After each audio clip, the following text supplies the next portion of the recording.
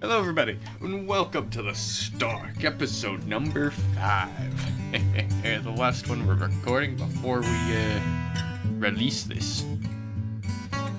Or at least the last one before I start editing all of them to then release. Right, Mark? Yes? Yes. Anyway, do you want to know what's wrong with us? No. Oh. Yes. Oh. Then I can file for government money. Wow. Okay, you got it pulled up? That's Because- not very Midwestern of you. You can't ask for government money. Because today, ladies and gentlemen, we are taking, let me switch over to an autism test. Try it too and find out you've been doing it for you've been living with autism for decades. Right. See, It's just these being a tests quirky designed guy for from your taste time. scoring. And now it's not. Which one is it? Is it the RAADS test? Yeah. RAADS-R? I don't know what that stands for. RAADS-R us? Maybe. I think RAADS means radiation. Oh, we need some rad away. Take the test here. Oh. Button. Oh, here we go. Autism, a scale to assess the diagnostic of autism, Asperger's disorder in adults. So that's what RADS is specific for. How autistic and Asperger are you? Where are you seeing that? What Engelbrecht's rating? I don't know who Engelbrecht is, but apparently appropriate interspectral alerting and clarity and lack of ambiguity is rather low, but the test accuracy is a 4 out of 5. Right.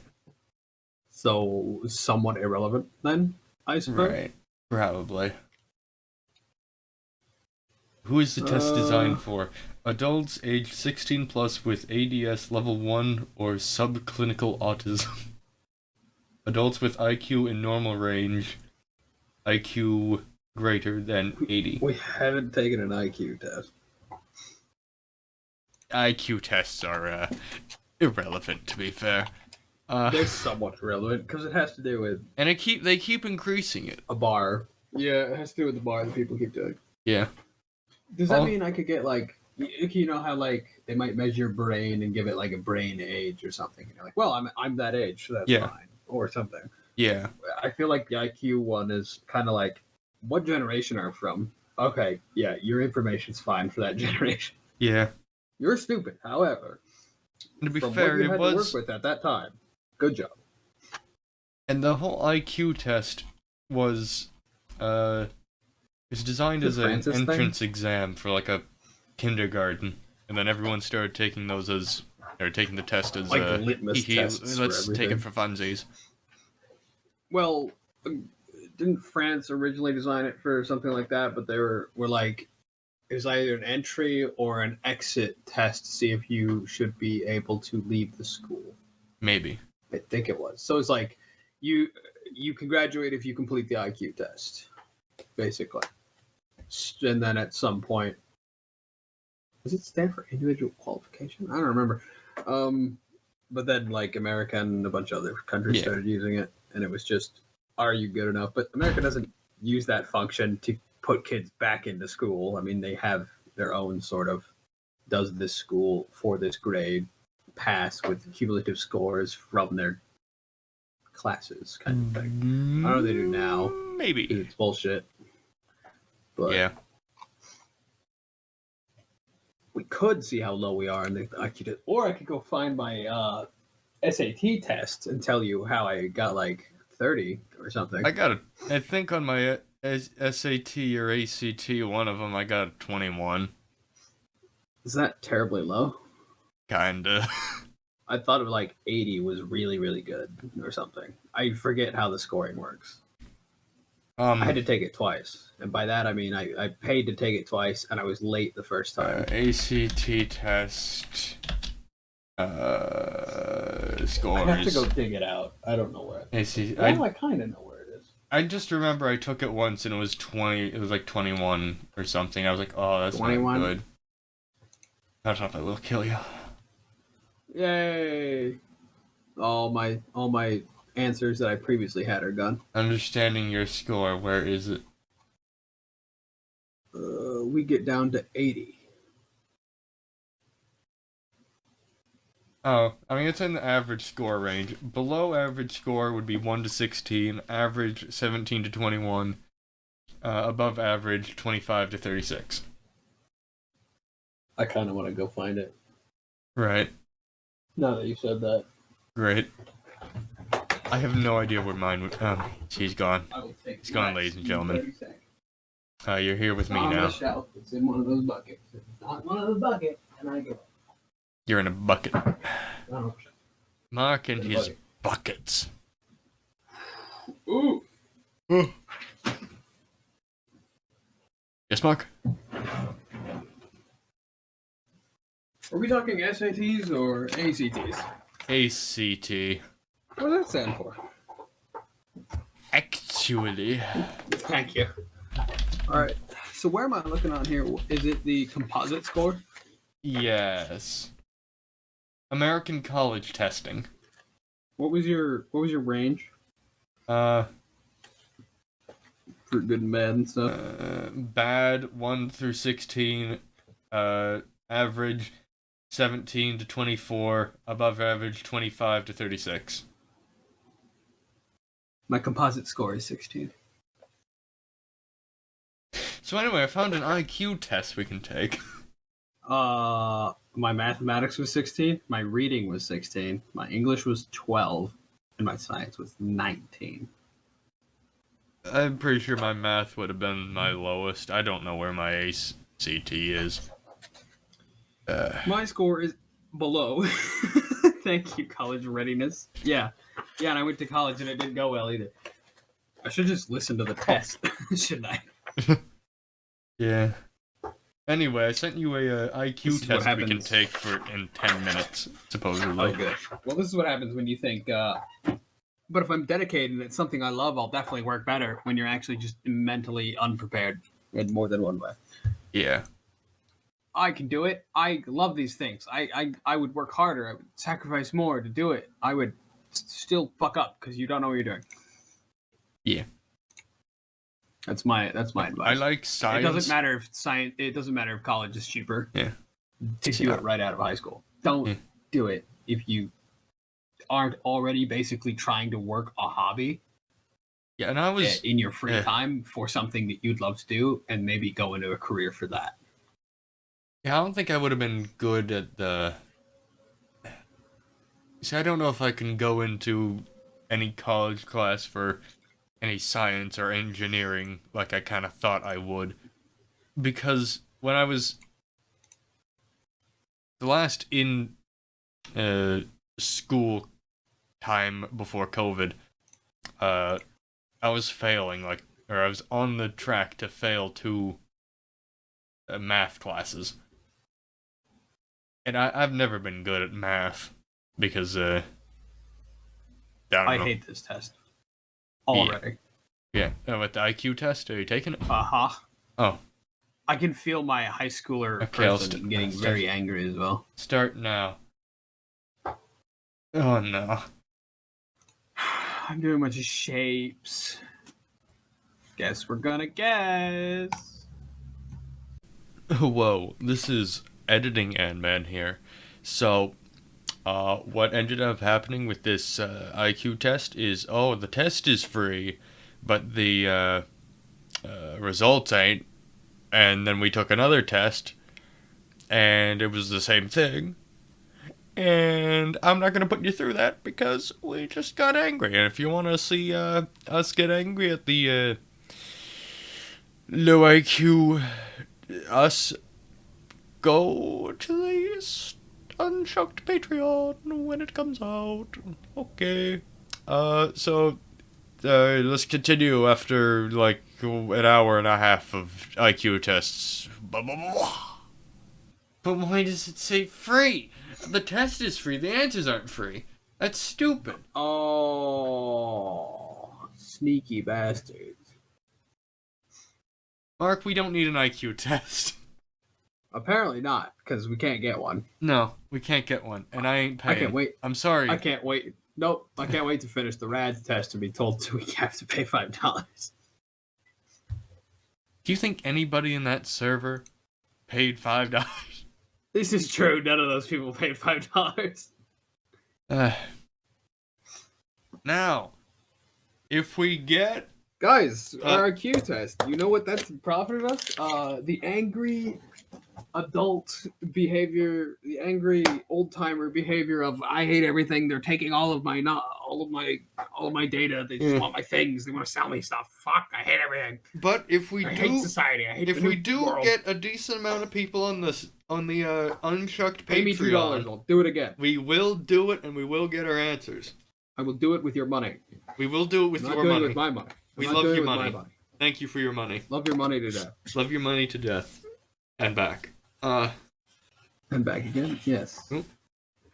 Is Ted gonna kill me if he finds out I've been saying this? Yes, he's gonna come to Iowa and he's going to kill us. It's a different phrase. It's different. It's parody. It's parody. Free use. Leave me alone. You don't have a copyright. Go away. The act like Sark. It's an homage. An homage.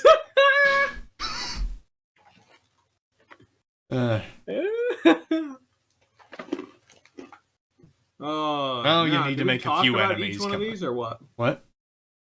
Did we talk about each one of these? Or not? Yeah, I think that's what the idea was. Discussion.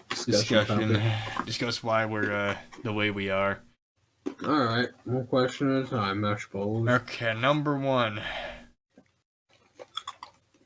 I am a sympathetic person. Is that also your number one?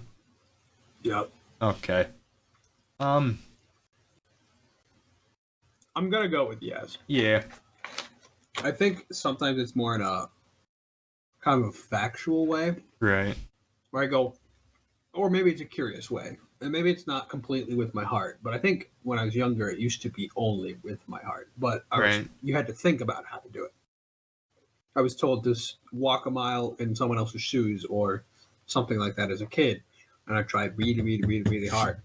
But your feet were just too small. That's right. And I tripped on the stairs all the time. And you hit your head. Big truth. And that is why you are. That's why we're taking this test. Yeah, that's why we're taking the test. That's why I failed in college. Yeah.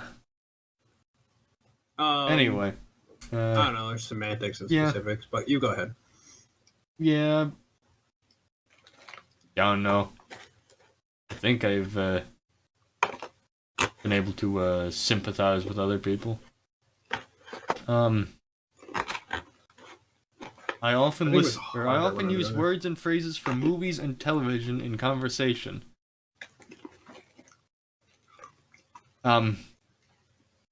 I think we just did that a few minutes ago. What did you just send? Yes, we meme constantly, and soon we will only be made up of memes. Yeah. I don't know if that's what are we if not a compilation of every meme we've seen? Yes. To be fair, that's a lot of things. Yeah. Like most humans do that pretty normally. Yeah. I think. But the ones that are chronically doing those things have a problem. Yeah. Like quoting Talladega Nights every day. I do want to put you in the dirt. Me? I'm looking at nope, other people. What? I'm thinking about other people right now. Because I was saying, I don't know what that is. Now, I've sympathized with some people, but that doesn't mean I excuse them or like what the hell they're doing. Right. So I'm still pissed. Yeah. But I do like to sympathize with people just so I can understand their perspective, and then it helps me identify how to help them, or to just judge whether I should even give a shit. Right. So it's kind of like practically learning to decide whether I should care, because I always cared before, but I didn't practically understand. So I don't know if intellectual sympathy is a thing. I'm gonna go with 2 only now for the movies? phrases. Yeah, I'm sure I did quotes when I was little, but I don't know. Yeah. I think I grew in to start doing that like by the age of 12, or maybe we always quoted stuff. I think that might be pretty fucking normal. Yeah. But I do it a lot now, so. I think I understand and can actually remember things now compared to when I was young. Well, there's also things where you just adapt phrases of people because you thought they were cool, and you don't remember where they're from, but now you say henceforth because you learned that word. It's not really a phrase. Yeah. I suppose if we're just talking phrases, I do it way more now than I did before. Yeah. I wouldn't pull phrases. It gets more complicated. You have to understand the setting and know things like poetry and stuff, or at least the kind of concept of poetry and comedy to phrase something, to make a parallel opinion that would be entertaining in some regard, not necessarily funny, but to say something like "when in Rome," when you're referring to something that has nothing to do with Rome, and have it make sense requires some advanced level thinking compared to when you're like 8. I think when you're 8 and you say "when in Rome," you have no idea what the fuck you're talking about. Yeah.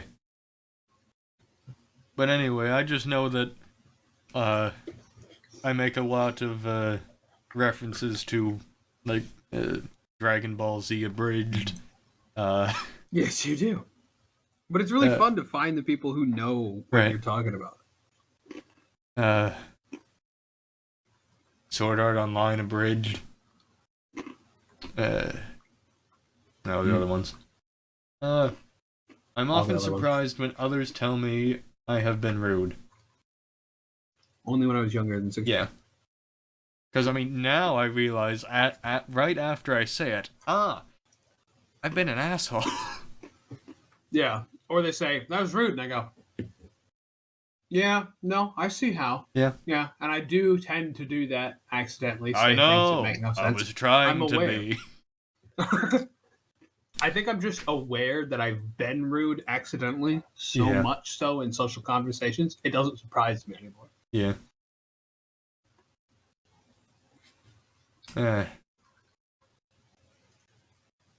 Yeah, never true. I am always attempting to be rude. Never true.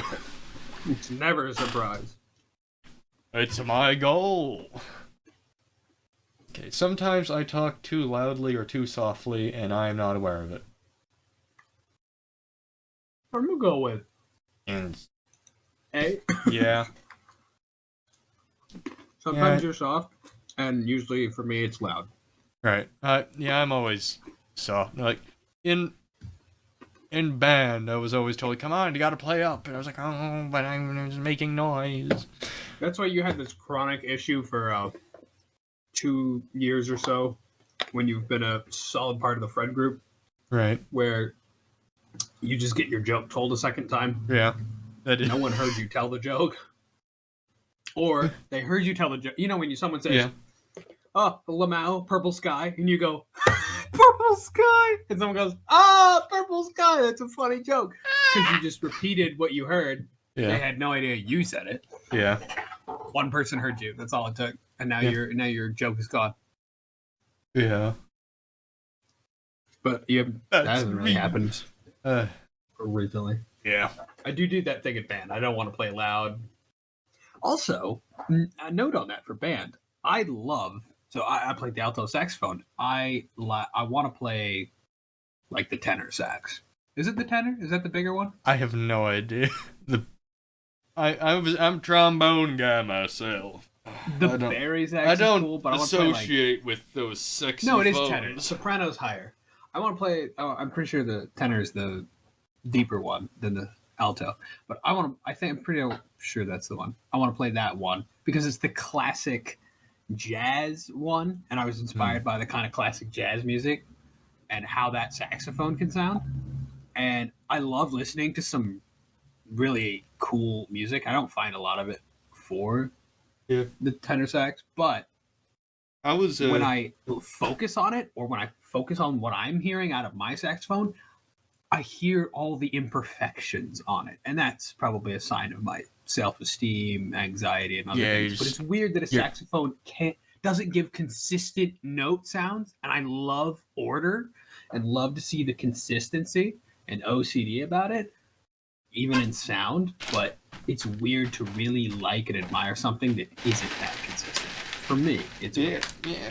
Don't mind me. I'm having a... The two halves of my brain have been fighting ever since I've been born. I see. I actually starting to think that, because the things I love to like be very orderly, there's other things that I just love to be very chaotic for. And I love to be chaotic to counter the orderly, and I love to be orderly to rein in the chaos.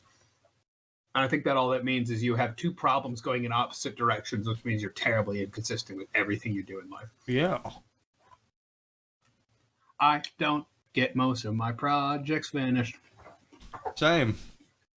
I often don't know how to act in social situations. Yeah, true. When I was young and now. I'm going to go young.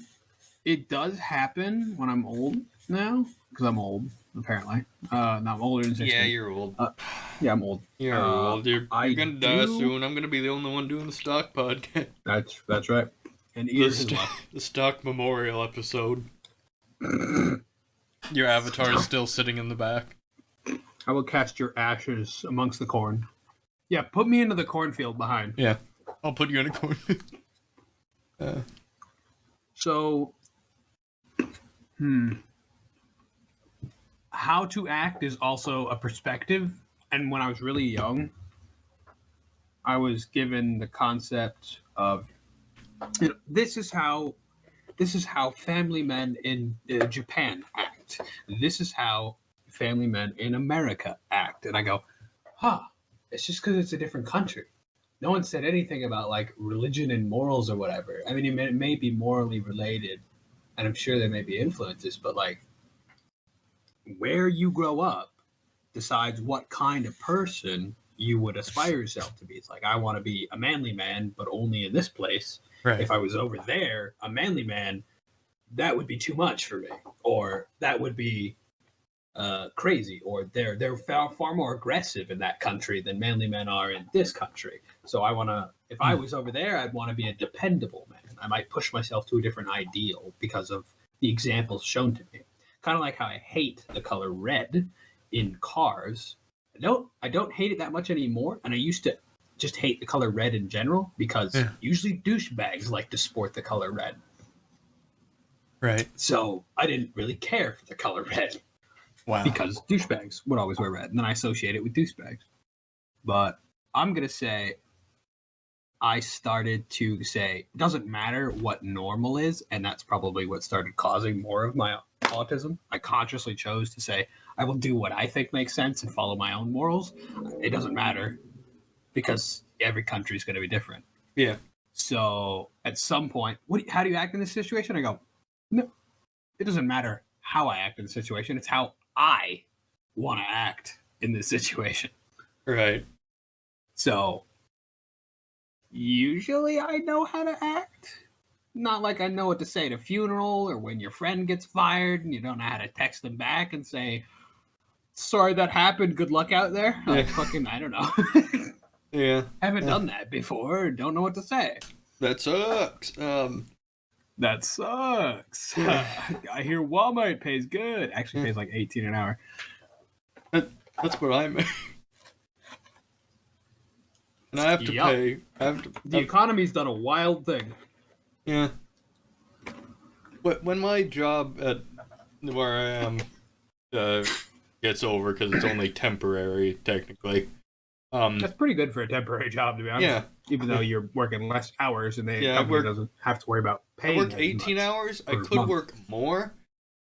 But sitting at a computer doing the same thing for 6 hours a day. Yeah, don't go into a desk job. You might not be doing the same. You might be doing the same thing for a couple months on end, and then they swap up your job a little bit. I also came up with I realized that not excited to be a desk jockey.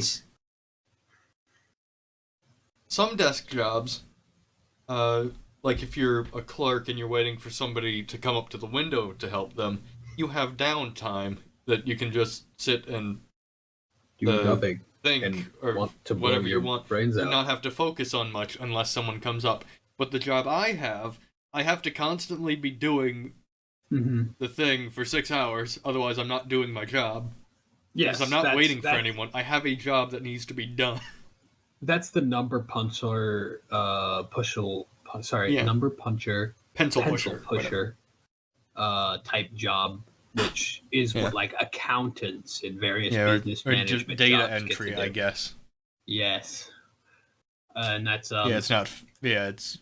nobody ever seems that happy when I visit there, but I think they do end up generally having a smile when they've got a nicer disposition, a decent amount of people to talk to, appropriate amenities, and they get to go home on time or early every now and again. Right. Most of the office workers at my company, except for at the end of the month where they have to button up a bunch of information, most of them I see going home 10 to 20 minutes early almost every day. Mm. But they might be staying late an hour for 5 days in a row at the end of the month. Yeah. So kind of balances itself out. Oh, and I don't know if that's preferable, but I've also realized that since I can set my own hours because it's just whenever I show up, I write down when I got there and when I leave, and then I put my time card in. So if I need to leave for something, I can just do that. Or if I can't come in for whatever, I just call and say, hey, I'm not going to be in. Yeah, it's much easier to do that for like a clerkish sort of thing. But compared to a clerkish sort of I also just realized there's a psychological thing where not doing something, but you have the ability to, it causes stress on your brain because you have the temptation and you're fighting the temptation. Like, you're talking like responsibility? Well, or it was like this guy, he had a thing where he was getting tempted to like play his Switch or something, but then he put his Switch into a little safe thing that like was locked for like 2 hours, and so then he didn't have the temptation because he couldn't. Yes, that is a thing. But some people will do two things out of that. They'll think, how can I get that safe open? Right. Or they'll not want to face the problem as that thing in the safe was the thing they run to or the thing they escape to, rather. Right. And now they have to face their problem and they're afraid and they don't know how to escape. The temptation of it could have been something to just lightly curb what they're doing. Kind of like how someone goes, doesn't matter how shit today is, I get to go home, see my wife, or I get to go home and socialize, or I get to go home and have a night on the town or something. Once that's ruined, it all goes to shit. But that's what I was sticking it out for. Or people like, I'll work an extra 2 months at this job that I really want to quit because we're going to get a reevaluation of our wages then. And if they pay me an extra like $2 an hour at this point because I'm due extra money, then I might stay. Right. And they push themselves for that because they're expecting it, which means it could be something that you push yourself for that same exact reason. I should get a safe for that exact reason too. Yeah. The temptation. I've just been trying to fight it the old-fashioned way. Yeah. Well, you see, you need one that has like a timer on it and won't open until the timer goes off. Yeah, and it needs to be made out of something stronger than plastic. Yeah, because you will break it, you brute. I'm a big monkey. But anyway, I think I might have a gorilla boy. I think I might have something similar going on because several times I think I could just go home now. Yeah, my back hurts. Come on. Yeah. So, and I was reading some stuff about that in like a comic recently too. How to push yourself, how far to push yourself, how hard not to push yourself, and how to make an appropriate balance and not be lazy. Right. Very weird and hard, and I'm not confident I can do it well enough to just say, I'm going to quit my job and I'm going to do something that I want to do, and I should be able to put in enough time to get what I need done. I don't work, come home, and be willing to work on my side projects. To be fair, I already worked 9 hours. I don't want to do anything else. Right. Am I going to use it effectively at home when I have distractions around me, or am I going to work better because it's a nicer environment that I prefer to be in? Maybe.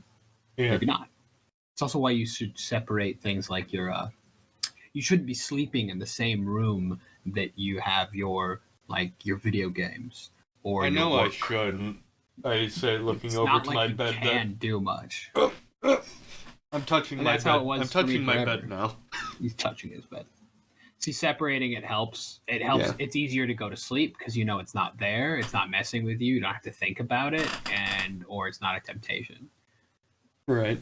And the same thing to separate your work and your play. Because if I try to do my personal work, outside of work, like I'm trying to do hobbies and get those advanced, doing that on the computer in the same room that I'm playing video games with you guys, is possibly a problem. And doing it with the same computer. I've been thinking about buying a laptop so I can just do that separately entirely. Somewhere else, sit at a different desk with a different computer, not have any files that can distract me, not log into things, maybe not even log into like YouTube at all. So I can't go find something that I've been looking for, or find something that I take my break somewhere else. It's also just really nice to companies do breaks like this.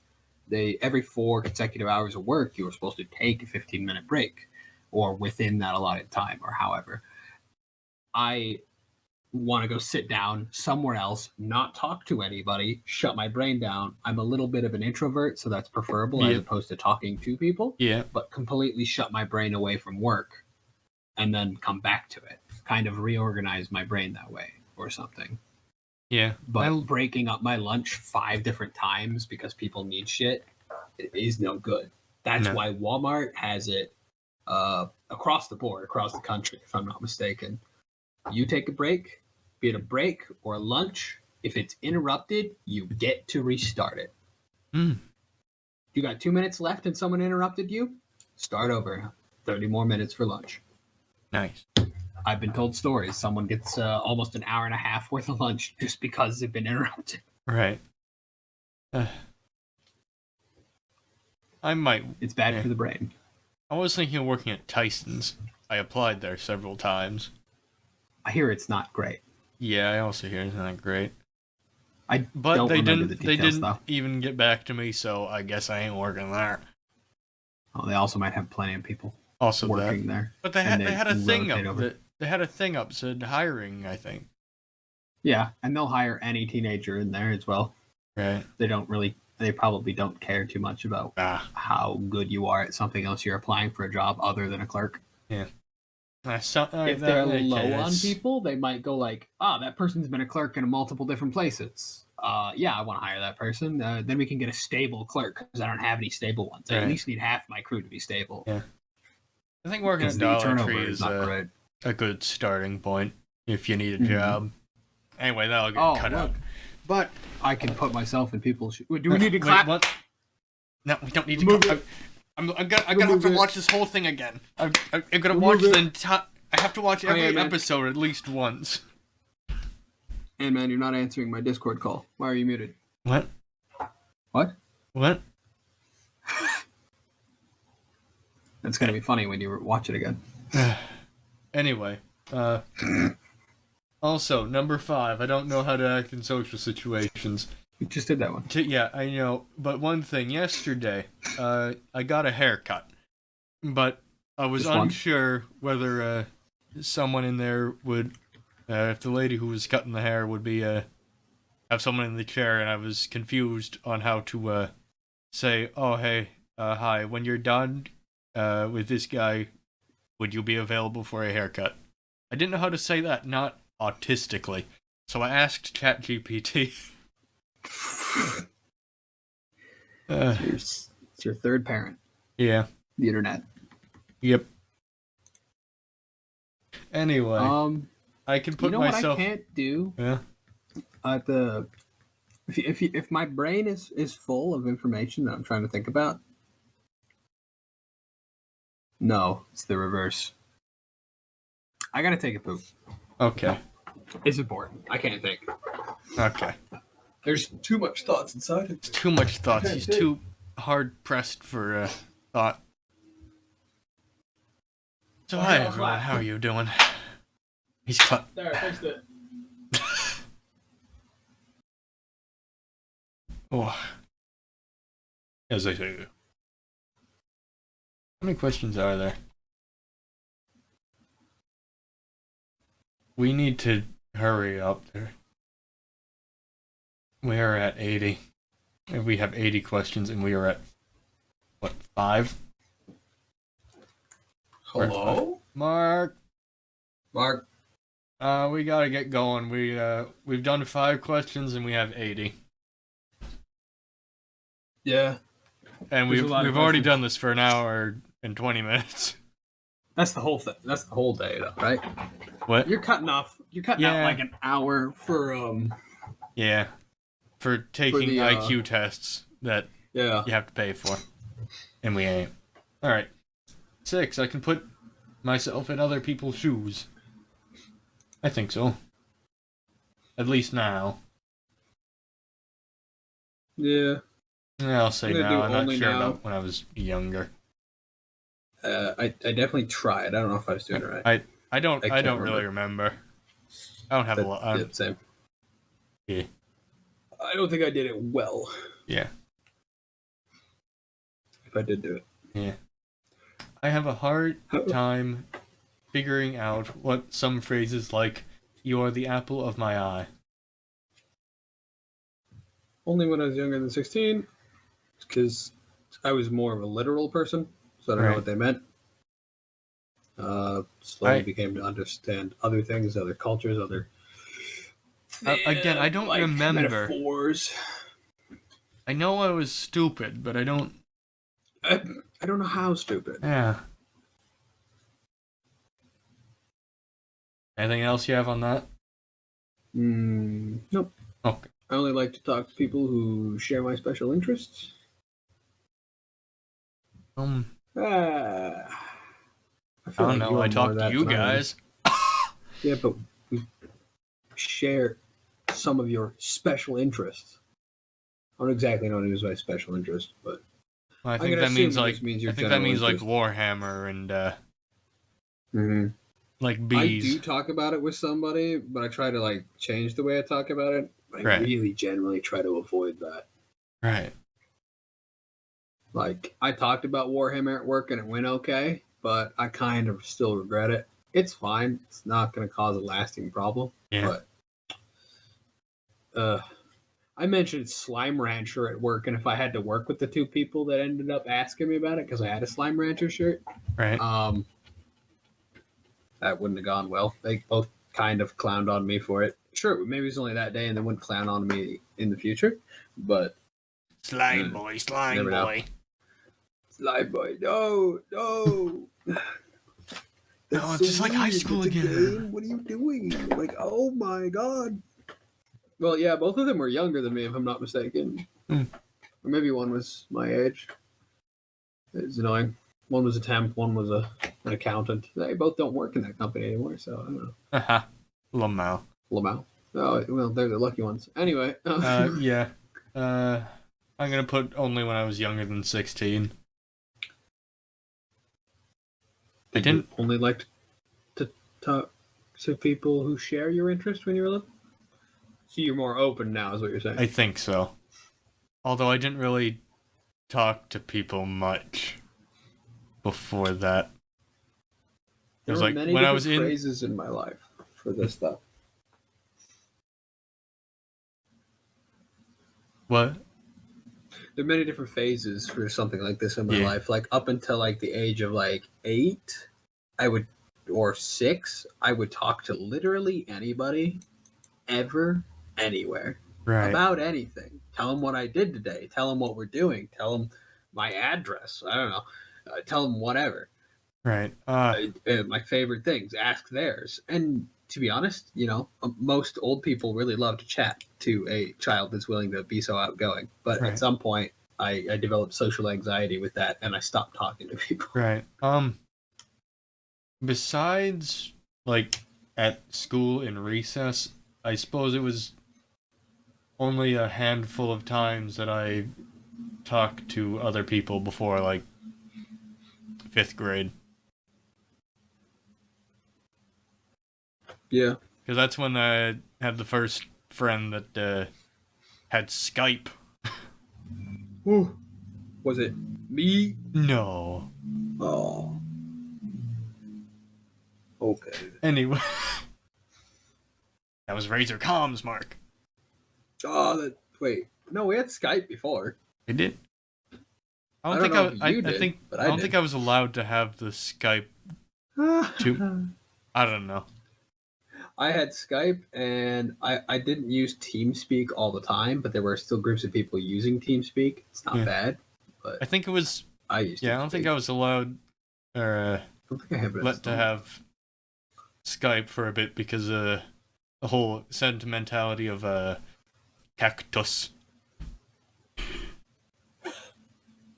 That's an inside joke that might get told later. Stay tuned. Cactus. Which, in retrospect, watching the video of that is actually funny. It's funny. It's really disappointing because at the time all I just felt was cringe. Right. Maybe it is cringe and it's still funny. Yeah. I don't know. Anyway, I focus on details rather than the overall idea.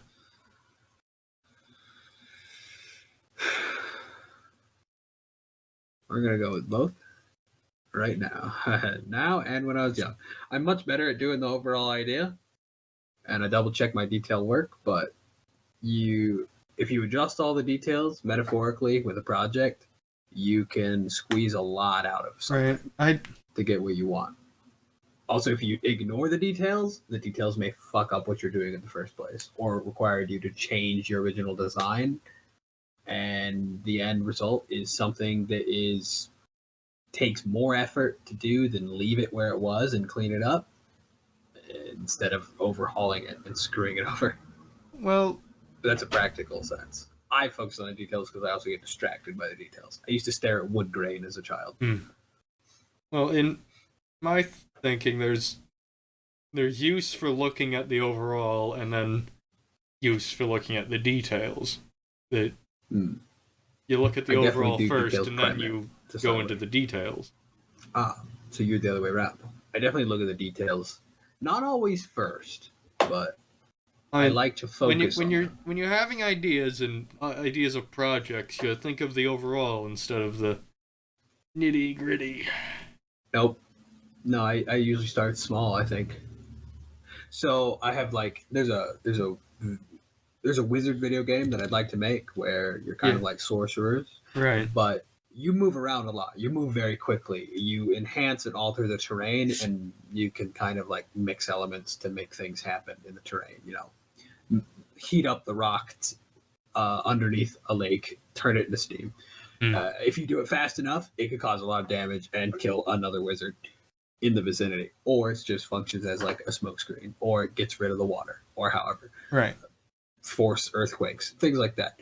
I got those kind of opinions on how to do that. I imagined wizards throwing themselves with stones, or launching themselves off of forcefully growing trees at stupid rates, or causing explosions underground, doing weird things. I got that vision out of maybe half a dream and a daydream or something from other things. And then I went, okay, how do I flesh that out and create a world that makes this thing happen a lot?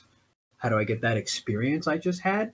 How do I create an environment to allow that experience to foster, to grow many times, or to exist quite frequently? That's how I grew that. Not, I need to make a game. Let's start with a big world where we do this. I start with inspiration, which is either an experience that I've generated in my head, which feels like a detail compared to the whole project. Right. Well, I mean, when I'm thinking of, when I was thinking of like D&D campaign idea, I think of the overall. Oh, what do I want to I want the kind of story to be, and then I think of, yes, so we can have this character and he can have this background and feel When you're this way creating a because character, or this when you're like DMing and creating a setting? DMing. Okay. I think about that when I'm at my job sometimes. I don't know what I did for DMing on my thought process. I think I thought of the world setting, I think of and I had kind of a loose one-off thing that was happening. I just created the setting, and actually, that's starting at a big thing, actually. That's not the detail. yeah, I'm gonna say true only now because I think I can focus on the details more now, but again, there's times when on them there's rather times than to the over, look or at you the balanced? what?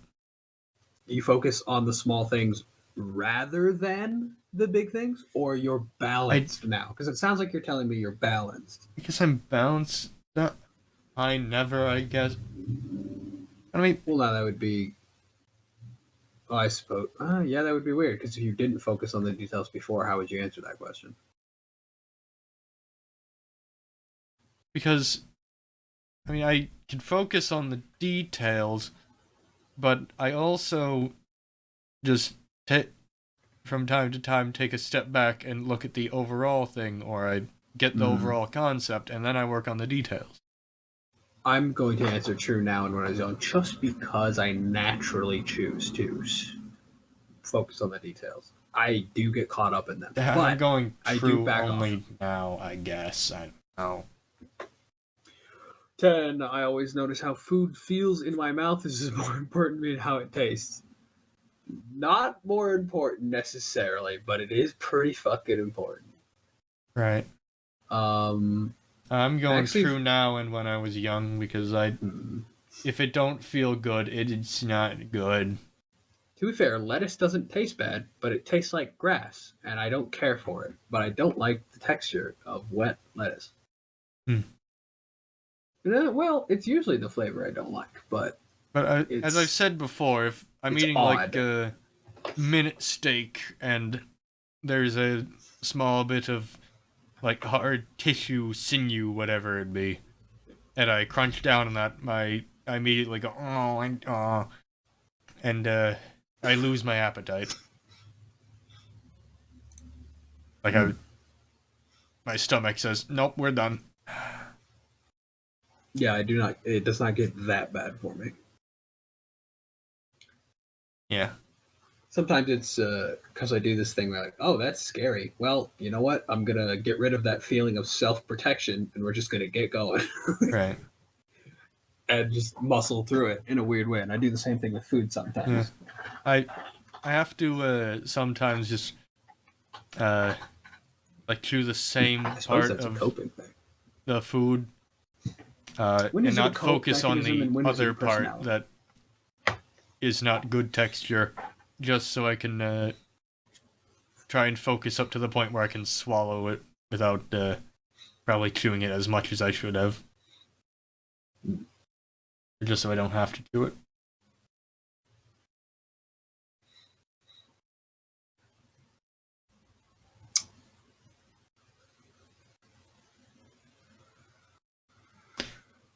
Uh,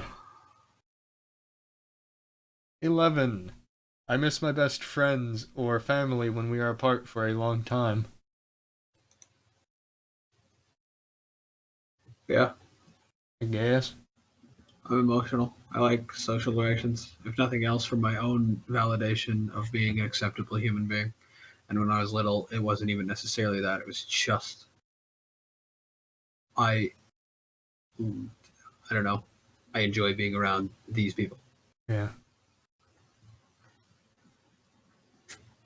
Sometimes I offend others by saying what I'm thinking, even if I don't mean to. Basically did that one. Yes. Yeah. 13. I only like to think and talk about a few things that interest me. I'm gonna go never true. I do love to talk about things that interest me, but I also like to talk about things that other people get interested in and kind of get my own interest in there. Right. So if you started telling me about something I don't give a shit about, Yeah. I would try to see the parts of it that I could be interested in and ask questions that I'm curious about, which may have nothing to do with what you're interested in, but I want to stay on topic and encourage you to continue if you like that topic. Right. I think I'm kind of the same way now, at least. I don't know. I didn't It really. allows for far more discussion and for natural learning of other things. I don't know if I had that a lot as a kid, but to be fair, I didn't have a lot of talking happen. I talked a lot. I prefer to talk about things that interested me as a little kid, but a lot of things interest me. A lot of the time, I remember, like, at every parent-teacher conference, it was like, well, he's doing good, but let's wish he'd talk more, you know? No, you look cooler if you don't talk. I mean, unless you're also autistic when you talk. I don't want to say anything because what if I'm wrong? Yeah, that would be the root of the problem. You fear being wrong. Right. Fix that. It's lack of confidence. And also, it also means you probably slowly shut yourself down to do other things that you might find interesting. Right. Or fail to follow through with them for the same reason. Confidence is important. Right. Yeah, I don't get that. Overconfidence is okay as long as you understand how you have failed later. Right. And don't repeatedly make the same mistake. But yeah. If you're like, I can do it, I can always do it. Kind of like how I'd always do. I'd say, no, it's fine. I'll sign up for all the classes. No, it's fine. It'll get better. No, it's fine. I will do good at college because I believe that I will because I care about that stuff. Right. Didn't happen. I'd rather go out to eat in a restaurant by myself than with someone I know. I read that backwards. What? I'd say never true because I don't know how to act sometimes. What? You'd rather go out in the restaurant by yourself than with someone you know. I'd rather go with someone I know. Yeah. That's what I'm saying. Just because if I don't, if I don't go with somebody, I'd rather just take it home. What's the point? Yeah. And also, unless it's the atmosphere can be nice. I don't know. I haven't eaten in a restaurant in like I also go home and 7 years. Sometimes I talk to you guys. Like, that's the same as going to a restaurant, except we're in a different atmosphere. Right. You go to the restaurant and stay there for the atmosphere, the decor, the waiters, the food, sometimes it's the food, how it's prepped and how it's plated. But otherwise... Oh, no, I went to Olive Garden once, and they were like, oh, yeah, what entree and main dish do you want? What's an entree? I don't know. Do I have to have one? It's a weird French word. Yes, you do. I was like, I don't know these words. I don't know how this entree is like an appetizer. Works. I don't like it's too fancy for me. It is fancy. I don't like a really fancy restaurant, I'd be terrified to go because I don't really know what to do. Like, 6 different forks. Yeah, it's not happening. Yeah, I don't know. Oh. Wait, entree, the main course of the meal. Oh, wait. I don't know. They were different. You were offered an entree and a main course. I don't remember. It was like 7 years ago. I love second breakfast. That's my favorite. Yeah, I do. Did the word appetizer confuse you? Maybe, I don't know. It was something. It's okay. I don't remember. Like, the peak of that stuff scares me. I don't want to go somewhere that has more than 1 fork and maybe 2 spoons. I get there's a fork, like a dinner fork, and a salad fork. I get that there's a spoon or a teaspoon and a soup spoon. I don't like soup spoons. They're too big for my mouth. I like soup spoons. They're so quirky and weird shaped. I love them. When I get like I They're go just- buy they're just soup bigger. somewhere, I get a plastic soup spoon. Yeah, But they're too big. You, hold you're more gonna soup. spill your soup. No, I got a big mouth. You can't. How do you? I'm Can't fine. fit your mouth around it. Yes, I can. Okay, big mouth. Cut that out! Cut that Cut out! out! Cut out! Cut out! Reprehensible behavior, Mark. Unbelievable. I cannot imagine Unbecoming. what it would be. It's unbecoming of someone on a podcast called The Stalk. Next question. I cannot imagine what it would be like to what it would to be like to be someone else. My ability to read is falling. It is. I can't imagine what it'd be like to be somebody else. To Yeah. be fair, it's through the perspective of yourself in a way, Yeah. and then everybody Hello, I'm can kind of Mark. imagine. I'm fat. Shut up. I'm gonna say now and when I was young. Yeah. The best thing about doing it now is I don't let No, all you of the cannot- no. emotion in. What? It says I cannot imagine. Oh, I cannot. See, I can't read. We'll You go cannot true. read. I can. Sometimes I don't care to. Read? I'm like, oh, that take no, yeah, no. Imagining. Right. Oh, that person's lost their wife, and it's over a weird dispute, emotional dispute about things and whatever else. I've heard all kinds of things about town, but it's because one of their kids died. What? I can't imagine how that would be. Well, I could, but I'm going to sit here and I'm going to ignore it because I don't know those people. Right. It's not important that I know. I don't really care to prepare myself for what I do in a marriage when I lose a kid. Go find him. Shut up. I mean, like, dies. Yeah, I know.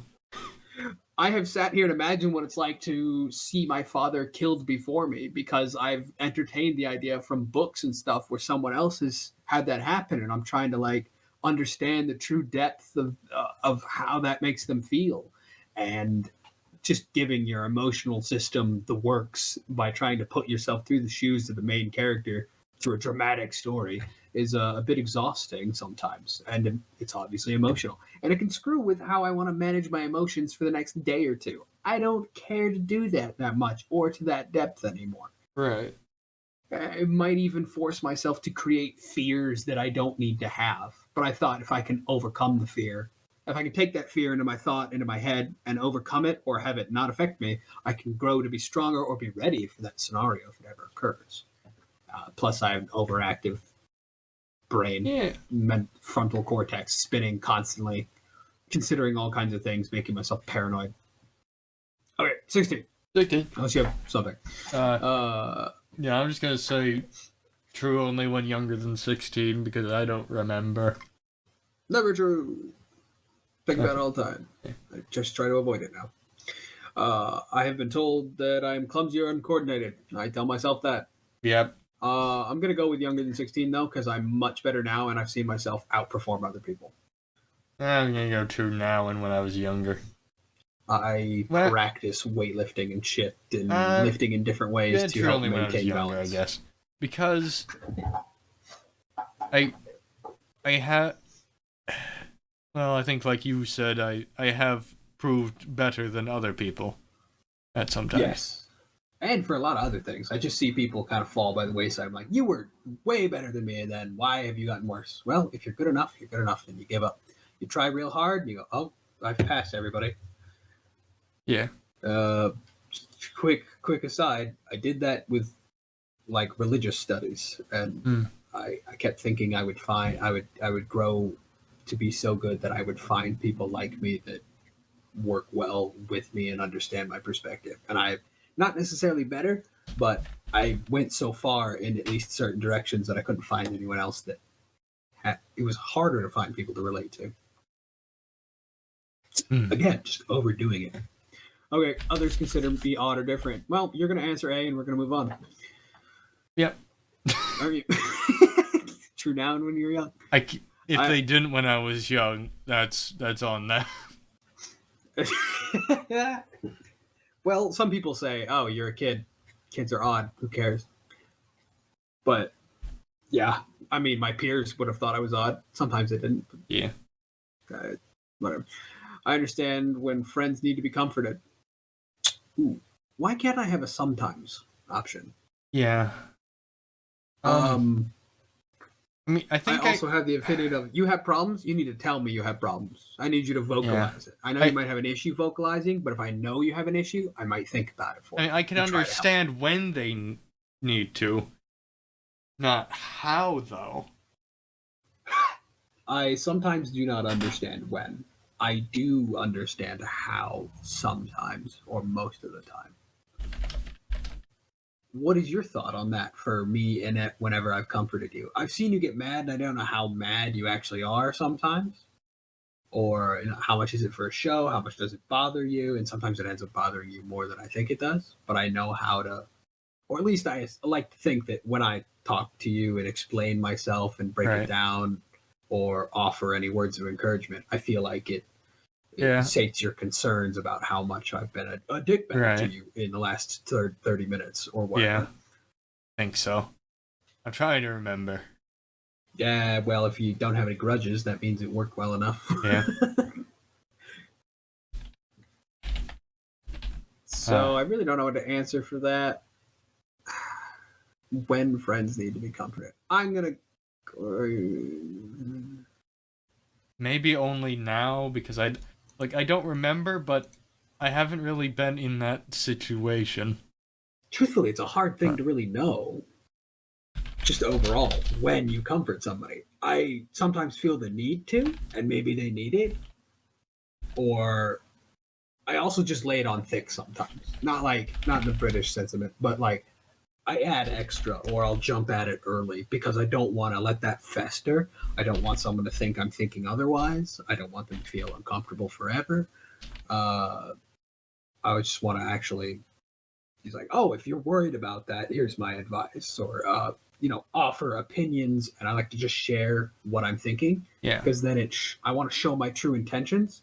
So if you can trust that what I say is my true intentions, you then see what I'm trying to do or what I do or why I might think that way. And you might naturally go, he's not trying to be a douchebag. He's trying to do this, I think, because he normally does. And I mean, you can ask, but that way you don't immediately assume that I'm doing something nefarious, bad, or being a douche on purpose or for whatever reason. I try to kind of wear my heart on my sleeve just for clarity's sake because it saves stress, which is odd because normally people will pack their heart away to save themselves emotional stress. I'm showing it to save emotional stress through communication. Having a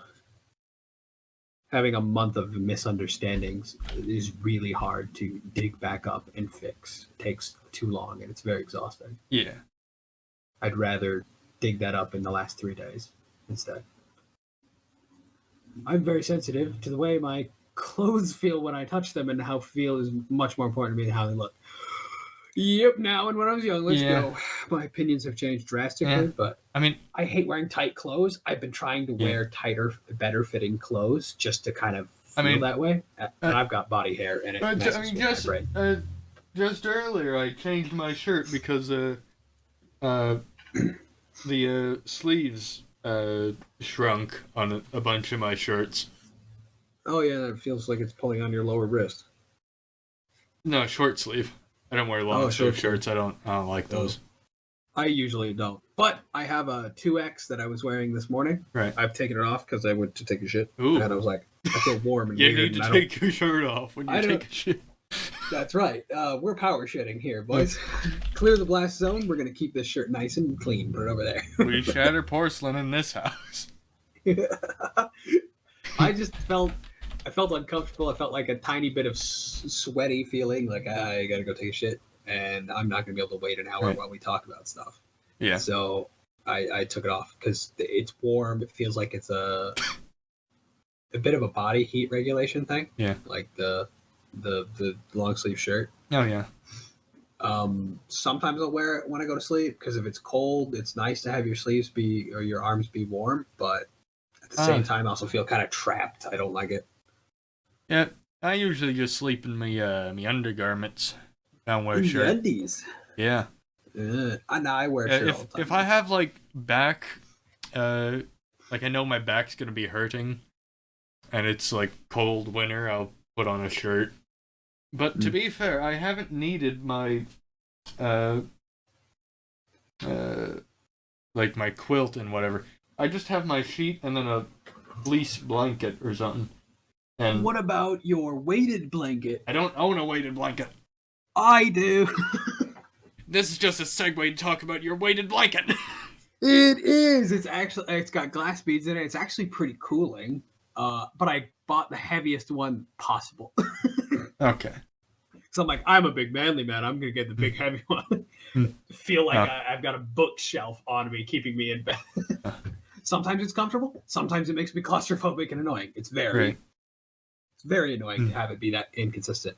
And like I've found for like heat regulation, wearing like fuzzy socks. I prefer to wear fuzzy socks like every night I go to bed. Oh, I need to in the winter wear like insulated socks because my feet get real cold. I don't have good circulation. Yep. Apparently, yeah, same thing. I guess we got them Greek toes. Yeah. Yep. We got. I don't know. Maybe that's related. Maybe it's not. Maybe it's our German ancestry of having cold feet. If that's a thing, and heart problems. Canadian ones that's what do. Germans are known for. Their seasoned meats, their heart problems, and their beer and their cold feet. Nice. Canadian says he wants to know what result we get on this test. Also, he wants to know if you want to watch Planet of the Apes. No, I want to watch Ernest. Huh. Send him it and make him do the test because we're going to be talking about it. He might be done before we are. He said he scored 25. Okay. All right. I like to copy the way certain people act and speak. It helps me feel more normal. I don't like to, but I do it. I don't know if I do because I don't know how normal people do it. I'm going to go true now. I don't think I did it as much before. Maybe. So like there's a guy at work, his name's Oscar. He talks like this and it's a pretty funny thing. And like I think it's Mexican-ish accent. I don't super know where from, but he's kind of cool. And to be honest, he's what, like 45 or something, or maybe 47. He 3 years ago, his hair looked great. He's got like a goatee mustache. He talks kind of suave-ish, and he tells really funny jokes. And I'm like, that's. Why can't I be like this man? Yeah, right. That's a man I could idealize to become. That's cool. And he's like, so I work at a warehouse. He's like, oh, this part, it doesn't have a label, so it's free, right? And I'm like, no, stop it. No, it's not free. But he does that all the time. Right. Various things like that. He's like, is it on sale? You would just want to put that in my truck, right? I take it. I mean, it's kind of the way he says it and stuff. But anyway. It can be I'm mimicking a little bit. My accent drifts a little bit. Right. Oh, my accent drifts all the time. Although I don't know if it's because I'm trying to act normal. An accent like that. I think I naturally am. I think it's more of a communication thing because I'm worried about, can they understand me? Can they not? Because we have a lot of language barrier issues at my... Right. Screw your truck. I know who that is. I don't know. I know where you lived. I don't know if you still live there. Nice. I'll go find him. I know who you're married to. Anyway. I know the kid you adopted. He's in my grade. It might just be a communication thing. I feel like if I, slur the R's or speak this way or take out a couple words, that it might be easier for them to understand. Maybe not. I'm just confusing the hell out of them. But if they speak Spanglish and I speak Spanglish, we're speaking the same language. I don't know. Sorry, I rambled forever. This is another problem of mine. It can be very intimidating for me to talk to more than one person at the same time. Ooh, Yes. True when I was younger than age 16. Right now, not so much. Very much now, because when the group gets too big, I can't speak. I'm not going to say very intimidating anymore. I have gotten past that. If you asked me that 3 years ago, yes, very.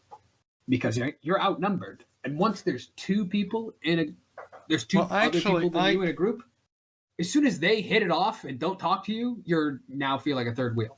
Well, you see, I have the problem of a lot of the time, if I'm in a VC with anybody, and it's just us alone, better.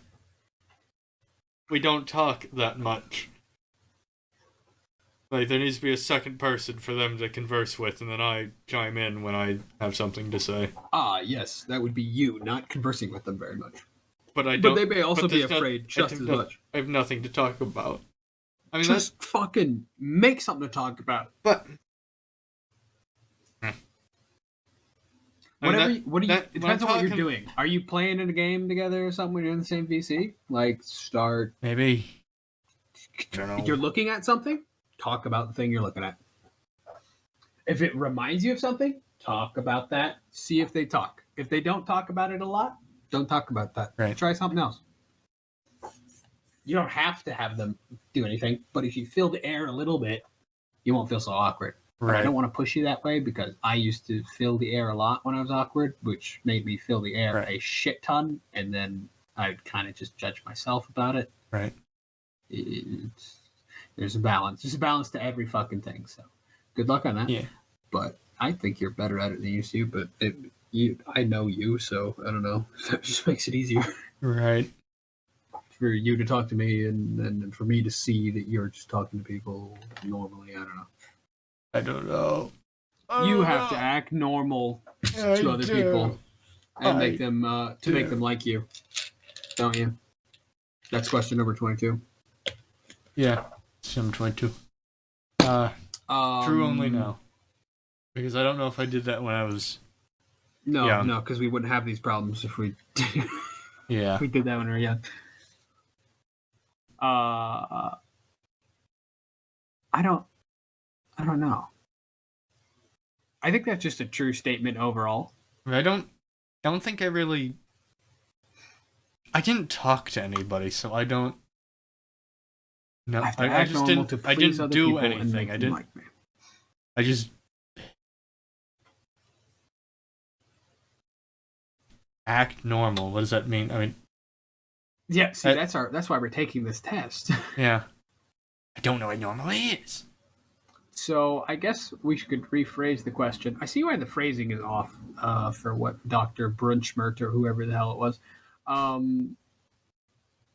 Do you try to be plain Jane so that you don't stick out like a sore thumb and hopefully nobody won't like you because you're not being the quirky person you are? I guess. I think you just shut down and do less. Yeah. I mean, in high school, when there was no one else, I got my computer and I watched, like, I don't know, maybe a YouTube video on hydrogen or something. I do this when I meet people. But if I'm already talking to people I know, then they could just, they like me or they don't. I had told you, and it still sticks in my head, like, the first impression can be important, but if they can't survive the first, second, and third impression, or if they can't survive, like, the first impression and already hate you, as soon as you do something they don't like, they're probably going to hate you later. Right. Or they're just a bad person that you really shouldn't be hanging out with anyway. Right. But that's me telling myself that I might just be coping, but it's partly true. I act normal and polite around people when I meet them because it's very odd for you to show up and start talking about things that you know about because you're chronically online and they're not. You're not going to relate. It's going to be very awkward and you're going to seem like a psychopath. Don't try to seem like a psychopath. Yeah. Be very plain and get to know each other. Although when I'm streaming, I mean, I act as I do because that's your brand. It's my brand. Also because if they don't want to be here, they can just leave. I mean, that's how it works in real life, but it's easier to have that separation on the internet. Although, I don't really know. The most people I've had in my stream is 11. And... they like you. Right. I don't think I ever saw any of them again. And it was only when I was playing Clone Drone in the Danger Zone. Fuck. Guess you gotta go play that game again. No! It's the only thing they like. No! Well, people probably sort through for finding a streamer. Yeah. Either the platform is going to show people, right, for whatever various reasons, but if they're looking, they're only going to be looking based on who's playing what. Yeah. So it's going to be the content as to how they found you, not your personality. Yeah. Your personality, what you do, and what you show them, you decide whether they stay. Yeah. And just because they found it because they were looking, like, you've never saw the clone drone viewers again? That's because they were clone drone viewers. Yeah. I know that because... and they don't like your content. But that's because that has nothing to do with you liking the game. It has to do with them being the way they are. To love the game so much, they're going to watch someone play it. Yeah. And maybe I know that's true because I then went to go play like Civ 5 or something. And I said, "Hey, are you gonna go back to Clone Drone?" Question for you. Yeah. I just thought of this. How many streamers out there do you see that have people that watch them act a lot like them? What's that? Or is it more of a dynamic? Because I think it's more of a dynamic. Yeah. And if it's more of a dynamic, that means you're not going to find people that are like you that watch you. You're going to find somebody else. Exactly. And then you'll find your wife. She'll be one of your stream viewers. Hear that, ladies? Just stop in the street. You can buy my love with time. Just leave it on. Yeah. I'm single and have no viewers on Twitch. Stop by anytime. I'm going to go with True Only Now just because I use it tactically appropriately. Yeah. Meeting new people is usually easy for me. Never true. True Only Now. It has never been easy before. It has never been easy except when I was really little, like I explained, like pre-8 or 6 years old. Right. Meeting new people meant nothing. They're just people. Right. They're just other people I just haven't talked to. I mean... Whatever. They're the same as I am. I didn't talk to people, so I don't... Yeah. Yeah. I live in the country, so... There's no one to talk to. No one to talk to. Nothing but you and the millions of ears around. Yeah, in the sandbox where you eat sand. I love the sandbox where we fill it with water from the garden hose. Yeah, and it was and plant all, corn it was in it, all so mossy. We have giant redwood tree forests in the sandbox. Anyway, I get highly confused when someone interrupts me and I am talking about something I'm very interested in. Maybe? I feel emotionally shut down in a way or two, but no, and I've gotten far better.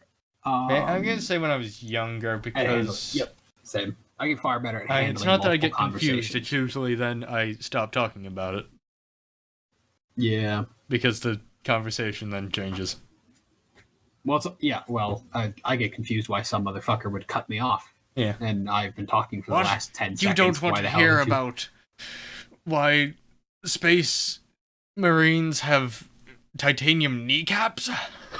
I would say interrupting somebody, talking over them, and changing the subject forcefully is possibly the rudest way to do that. Because if you say, no one gives a fuck, we don't want to hear what you're talking about, I'm going to talk about this, might be worse, or it might be better because you told me exactly how you feel.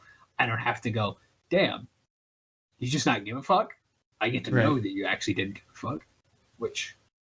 It's better to know, but I guess it hurts to have those words more than it is for you to walk over. But if you're insecure and somebody walks over your words, you'll make those words for yourself anyway. So it might be a wash.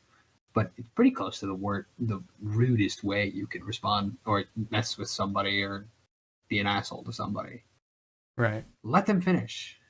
And then say something like, I just thought of...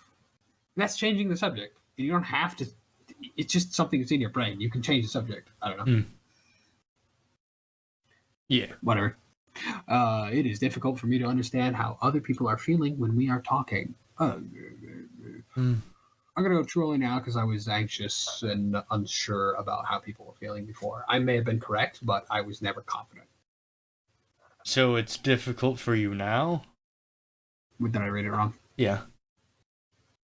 I do that all the time. You do that all the time. This is like the fourth question. It is the fourth question you've done this round with. It's difficult for me to understand how people are feeling when we are talking. Oh, true when I was younger.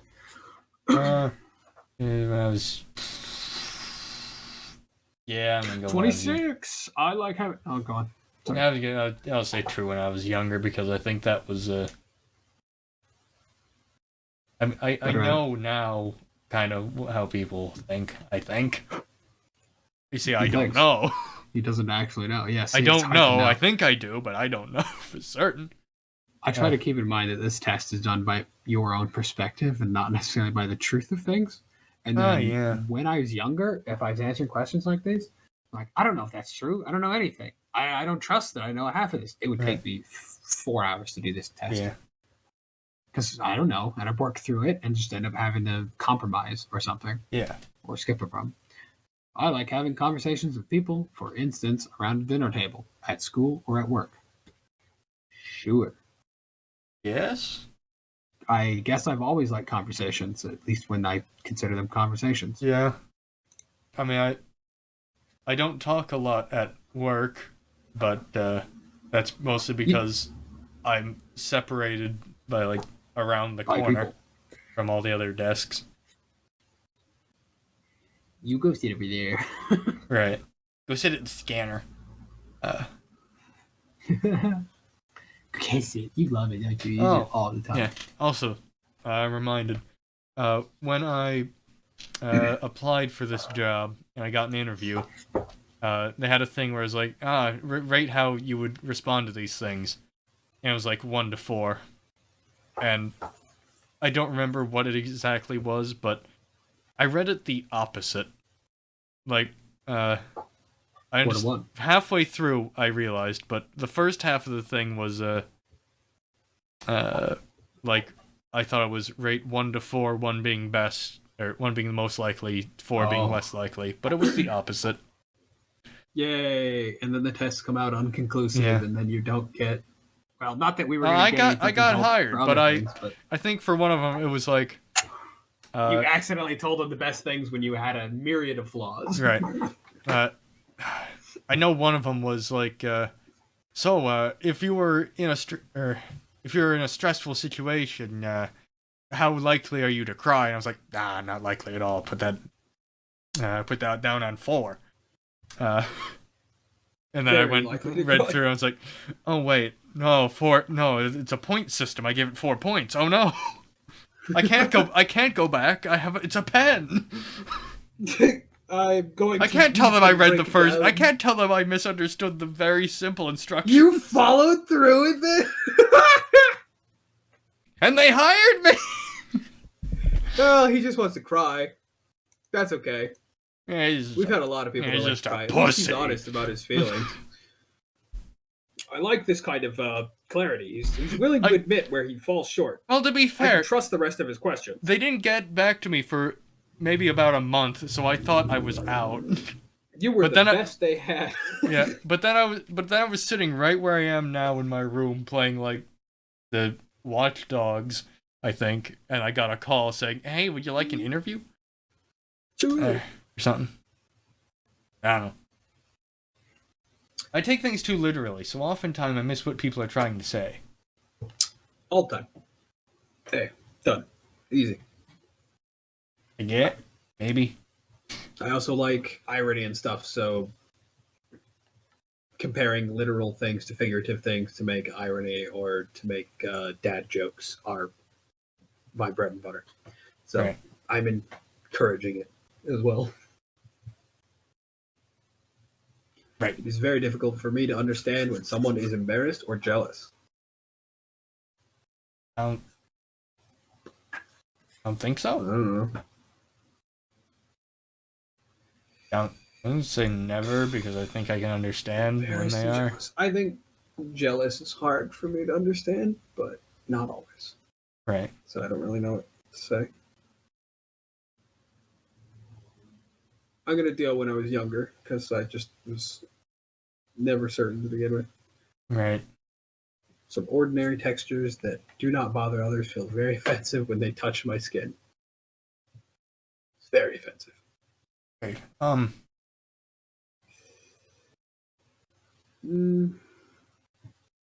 Think so, yeah. I think there are some, but I don't actively avoid them. I'd rather try to acclimate to them. Right. But there's certain kinds of jacket material that drives me nuts sometimes. Yeah, Nope, I would never buy this. Nope, I'm not going to wear this. I'm going to go donate it. I can't be bothered. We have a blanket downstairs that's just on the couch that is really coarse, and I never use it because I hate it. I'm not a fan of stuff that feels coarse or feels dry or feels like it catches my skin. Yeah. And I have a couple jackets that are kind of like that. But I have another jacket that's made out of that material, but it has an inner lining, which is nice and smooth, so I wear it. And every so often, and most of the times when I get a little bit sick or something, my skin gets really sensitive and it hurts to touch things. What? I feel like I've heard this. I don't know if I've heard it from you. Yeah, I'm sure I've told you. Yeah, but your skin is an organ, and it is now bruised. I don't know what you did. I mean, no, it's I feel sick, and then my shirt feels scratchy on me, and though I don't know, the air moving across is offensive. So for me, I just get kind of emotionally out of control if I'm something sick. I don't have full control of my mental faculties, right? And I'm just riding the emotions as they come, if there are any. Otherwise, I'm trying to sleep. We're talking that kind of sick. I'd rather go back to bed. There's no control over the emotions, so things that creep in where I go, oh, I really don't like that, or oh, I feel weird. I need to go outside. I need to see the sun or something, or I really want to eat chocolate, or I really want to wear a very smooth or loose clothing, or I'd rather wear something really warm, or I get particular and I can't control my wants to have something particular. I mean, I can control to not do that, but I feel like I need it way more than I ever would. I don't know. I don't know if that's. I don't think that's this. Maybe. I don't know. It's definitely not what yours is, I don't think. Yeah. But yeah, I really don't know what. When I get sick, my skin gets sensitive. Ordinary textures. Yeah, my skin is sensitive. I don't know. I also don't like some car interiors, some of the hard plastic. I don't like running my nails across it. Makes me go ee. Oh. Yeah, you should definitely probably. Yeah. I'm going. Yeah. When I was young. 30. I get extremely upset when the way I like to do things is suddenly changed.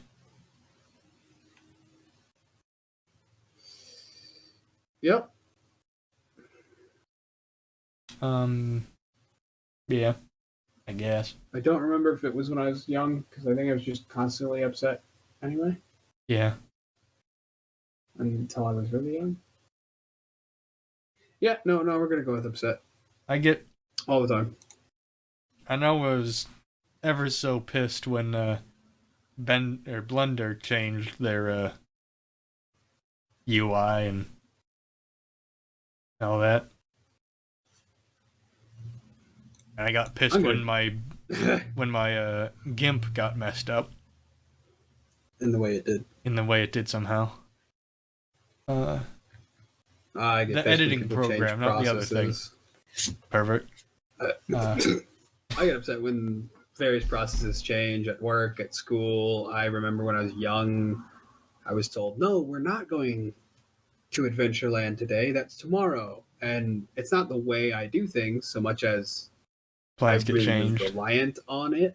Yeah. And I broke down and probably had a 30-minute freak out and cry. I was very young, but Right. that was very innate, and I didn't have much thought and control over it other than I can't believe it's not happening. I was looking forward to it so much. I think I put too much emotional stock in the way things are done, Right. and it makes me very comfortable being happy with it once I've judged that it's good, and being happy with it. And if it gets altered, freaks me out. I'm better at it. Yeah. But, hey, had some major things change in my life, and I didn't cry, so that's good. Right. Well, as my dad said, me and my brother have, from a young age, learned the idea of maybe not. I think you summed up your dad. Is that maybe? I feel like maybe that's not. the answer you get from your dad every time you ask him about something. Yeah. Either what you're doing or what he'd like to do. Right. I feel like that's at least every time you come to me and tell me you're upset about it. So he said he doesn't know. He might later, but he also might not, and he's not sure yet. Yeah. But he's just watching TV. So I don't know what the hell's going on. I'm going to pretend nothing's happening until somebody says so. Right. So no one can make a decision. Yeah. I've never wanted or needed to have what other people call an intimate relationship. Oh. Never true. We don't need... I've never had it. We don't know. It's the elusive relationship. It's the elusive have a girlfriend. I've had a girlfriend, but I also had her dump me over text of the summer, so and I was in middle school, so that's not Yeah. In your emo phase. No, that's more like my ego crushing phase. I see. She was a little bit goth. Whoa. So. Yeah, no, I've never had anything like that. That's the closest. Never mind. That's chronically online term. We're gonna leave that away. Well, unless you need it in the unshucked version. Oh.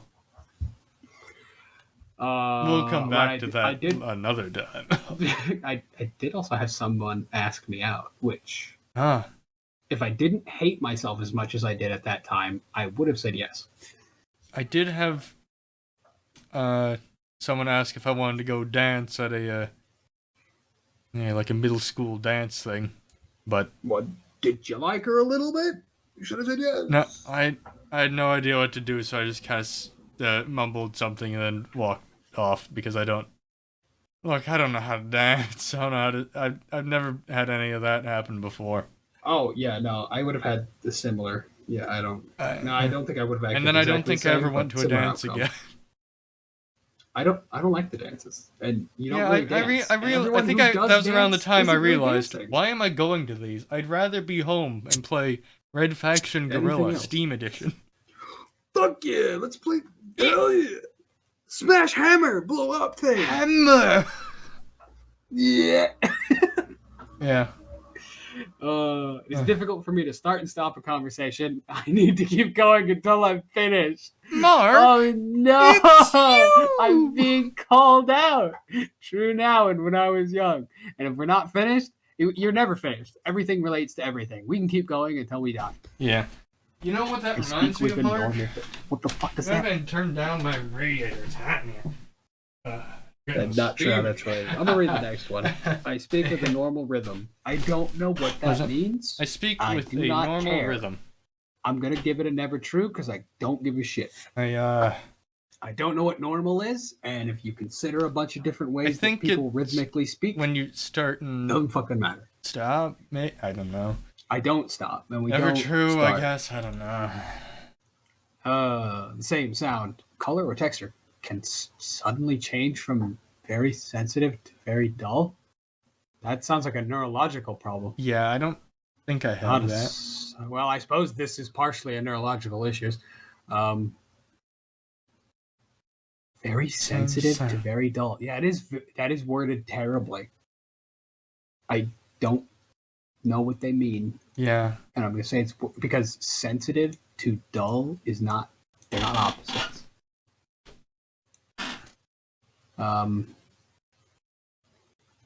Unless we mean emotionally, like if you look at a color and you relate with it and then it becomes very unrelatable. Is that just you? I'm going to go never true because it's never sudden, but I can like over listen to a song. I can listen to a song for a very long time, but if I listen to it 80 times in a day, I don't want to hear it anymore. Yeah.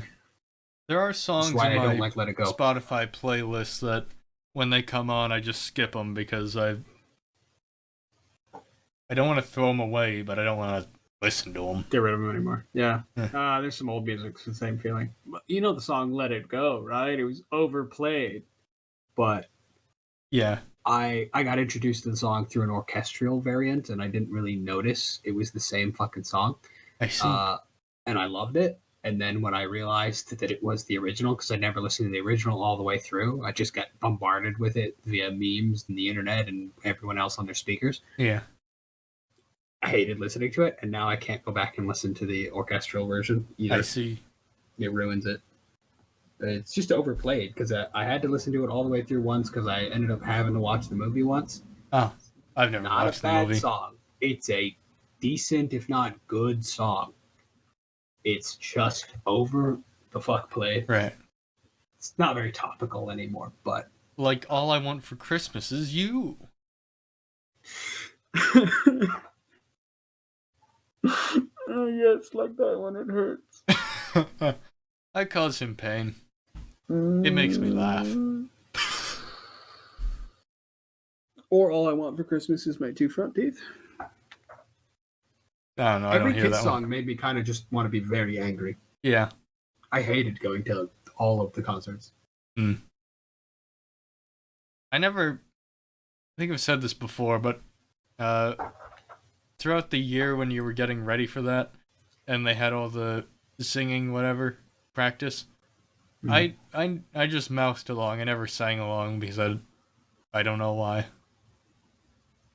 I would occasionally stop and talk to the people next to me while we're singing. I mean, I think I sang at the concerts, but I didn't. I didn't also during too young practice to really because I don't know. Sing for the most part. We're just talking. Yeah. Anyway, the phrase "I've got you under my skin" makes me uncomfortable. It does, because that's not the way you say that phrase. Yeah. I feel very uncomfortable by this phrase because the original phrase is "It's gotten under my skin." You've gotten under my skin. I've got you under my skin. Let me out. No. You're in my walls. I've got you in my walls.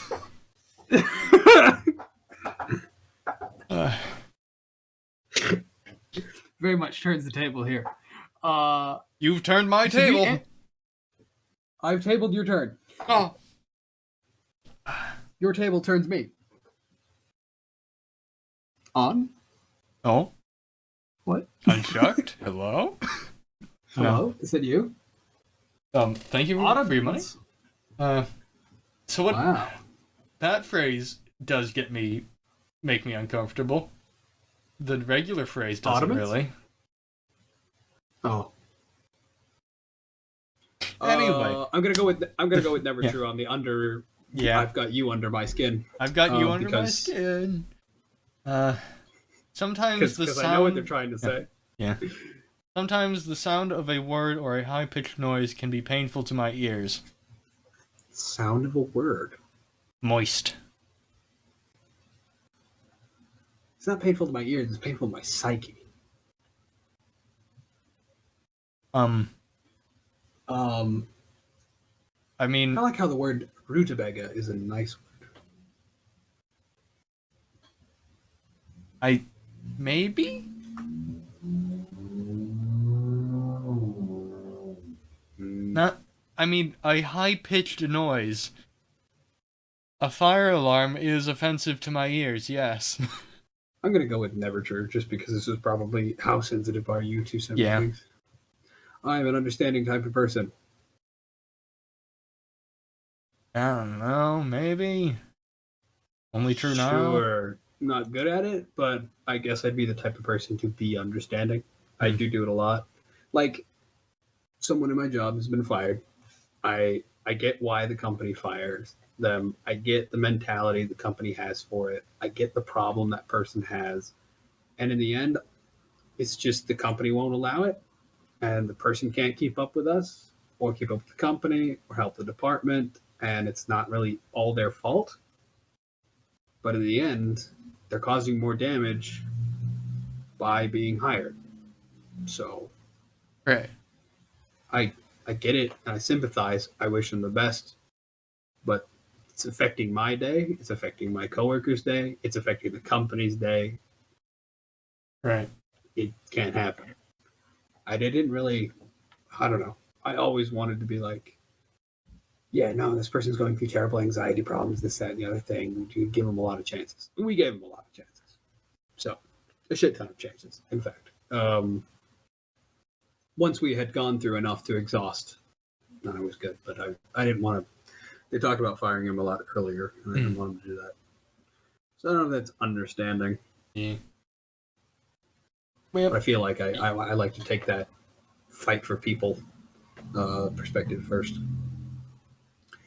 I do not connect with characters in movies and cannot feel what they feel. And never true. I mean, technically I can't, but I can do that. I do it less now, but just like what we talked about earlier. I think is true. Or not true. Never true. I cannot tell when someone's flirting with me. We are online taking an autism test. Of course. This is true. All right. True now and when I was young. Mm-hmm. I think I have a better sense of it, but I don't know. I don't think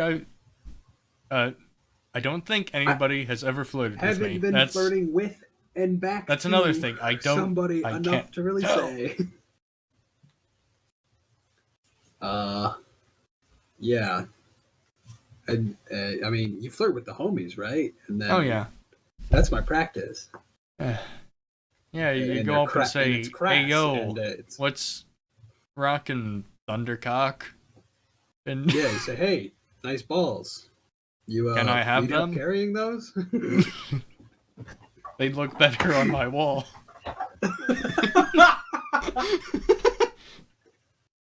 And what's stupid is you can't get away with anything remotely similar to that with someone in real life. No, you can't say However, that to a woman.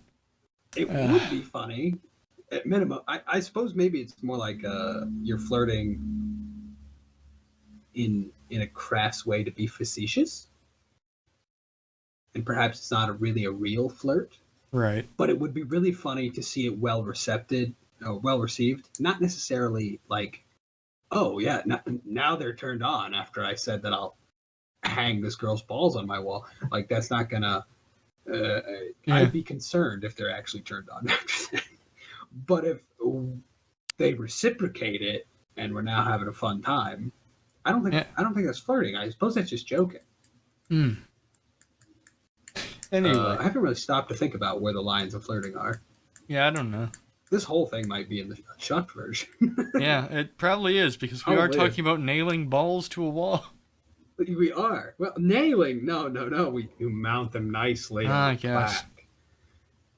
You bronze them, in fact. Ooh. Bronze. Bronze balls. Yeah. I can see in my mind in exact detail things that I'm interested in.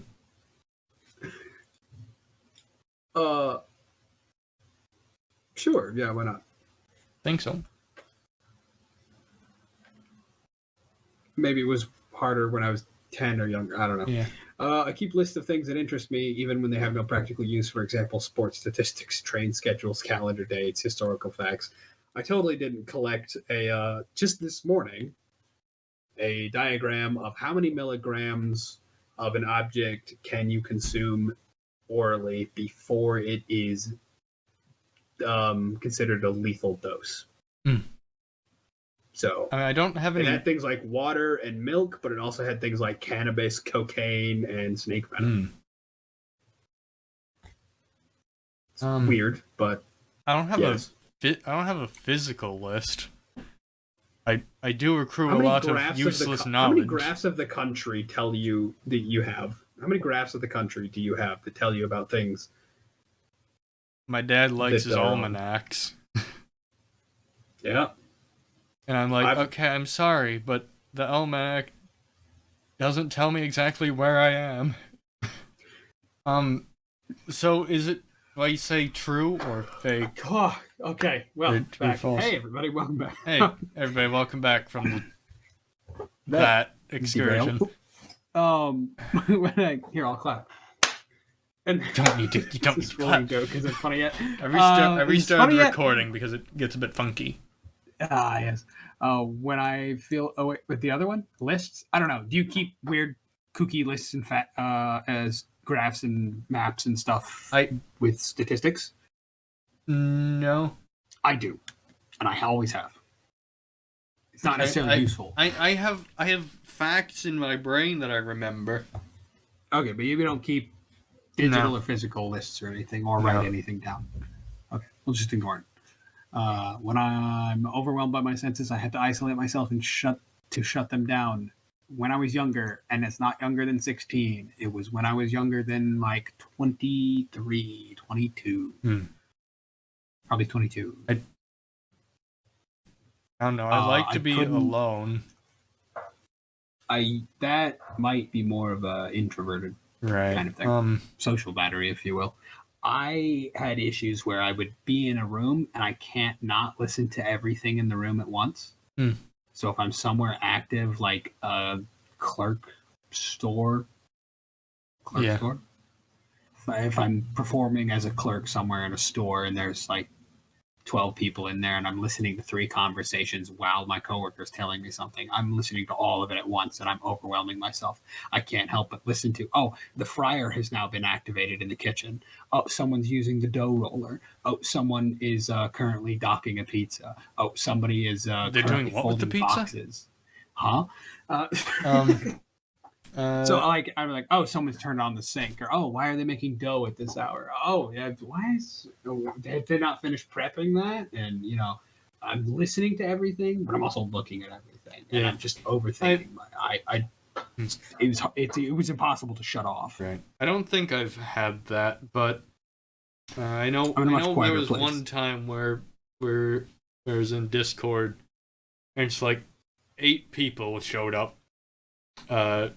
Real fast into the thing, and I was like, people were talking, having like 3 conversations in there, and I just kind of shut down, and I just had to leave. I'm gonna go with true now, actually. It's not nearly as severe as it used to. But yeah, no, I know you don't like the social scenarios nearly as much either. True. True only now, maybe? I don't know. I'm going to do now when I was young, because I also, if I've worked on too many different projects and talked to too many people for the first half of the day, when I take my lunch, I almost want to go into my car and take my lunch. Right. Just away from people. Lock the doors. Drive the car to a parking lot in a minute away at a different site that nobody works at. And just sit there and have my lunch and stay away from people. I used to drive to gas stations to get lunch because I could get away from everybody. No one would answer me, call me. I'd be afraid to answer my phone. Right. So working on that. When I'm on break, that is. Yeah. All right. I like to talk things over with my friends. Now and always. For self-assurance reasons, as well as confidence. At least now, because multiple people. I didn't have multiple perspectives. I didn't have other people to talk with. Didn't have any friends. And now you like to talk to your friends. Yes, you have them. Yeah. I cannot tell if someone is interested or bored with what I'm saying. I just assume they're bored. From the get-go. I'm gonna go with true only when I was younger. I kind of can tell now, but sometimes people find it interesting that you are being so excited about it. Right. Because that's also kind of like the parent-kid dynamic sometimes as well. Yeah. It can be very hard to read someone's face, hand, and body movements when they are talking.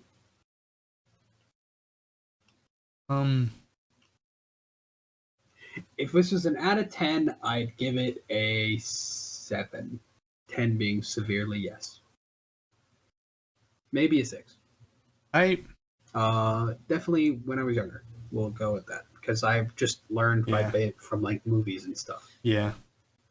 I think I know what they do or what they're talking about, and I'm gonna go with true younger than 16. Yeah.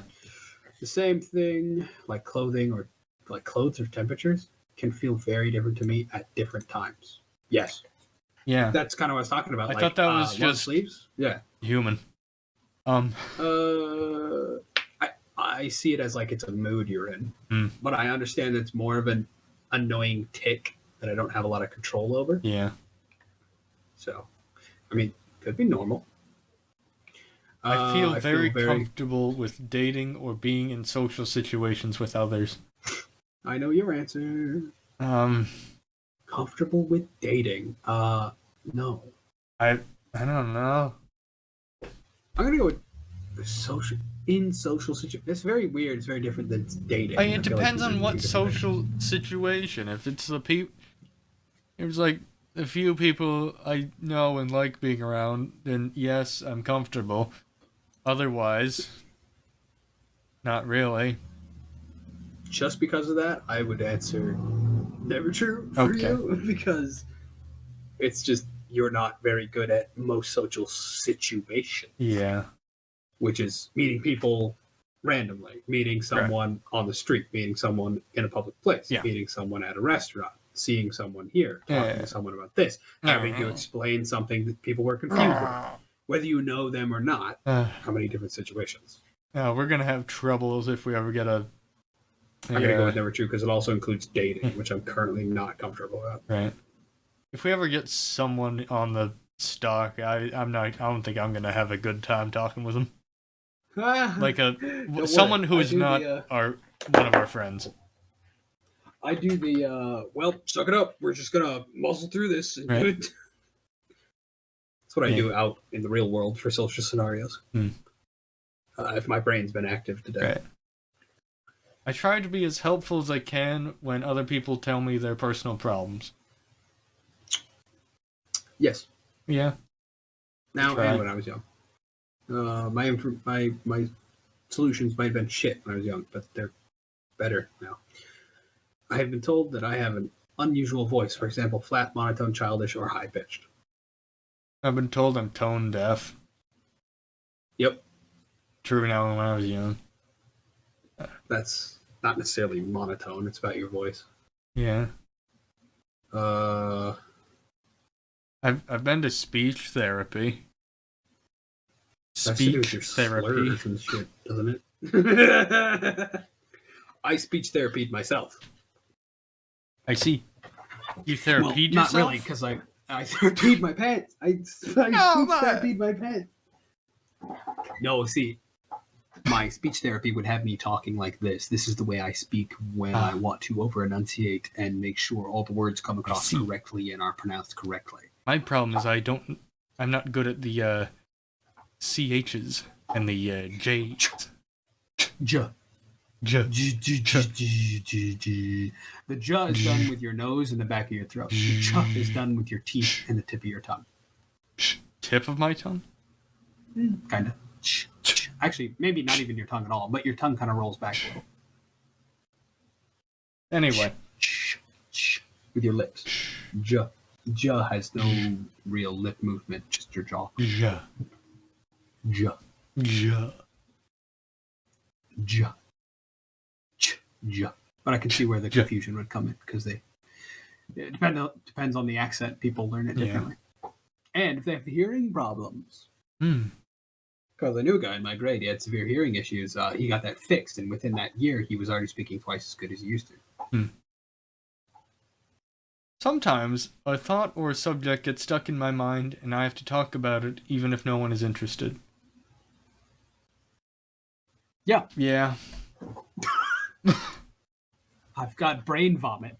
Anyway, 55. I do certain things with my hands over and over again, like flapping, twirling sticks or strings, waving things by my eyes. What? Waving things by my... Ooh, look at the keys! Keys!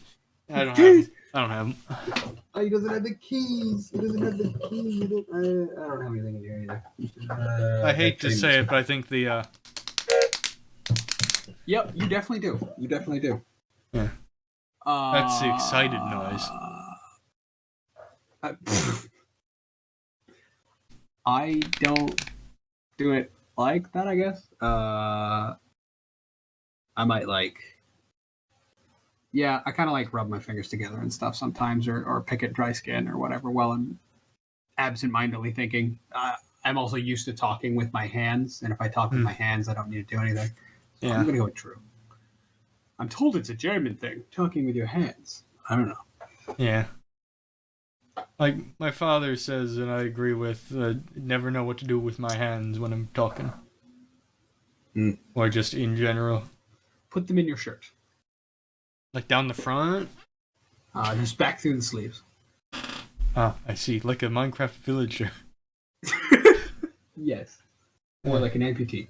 I have stick the elbows number out of the 52. arm. I have never been interested in what most of people I know consider interesting. I don't know. I'm not that interested in Warhammer. That is not that's most of the people you know. Yeah. That's weird because this question is basically saying how alike are you to your friend group?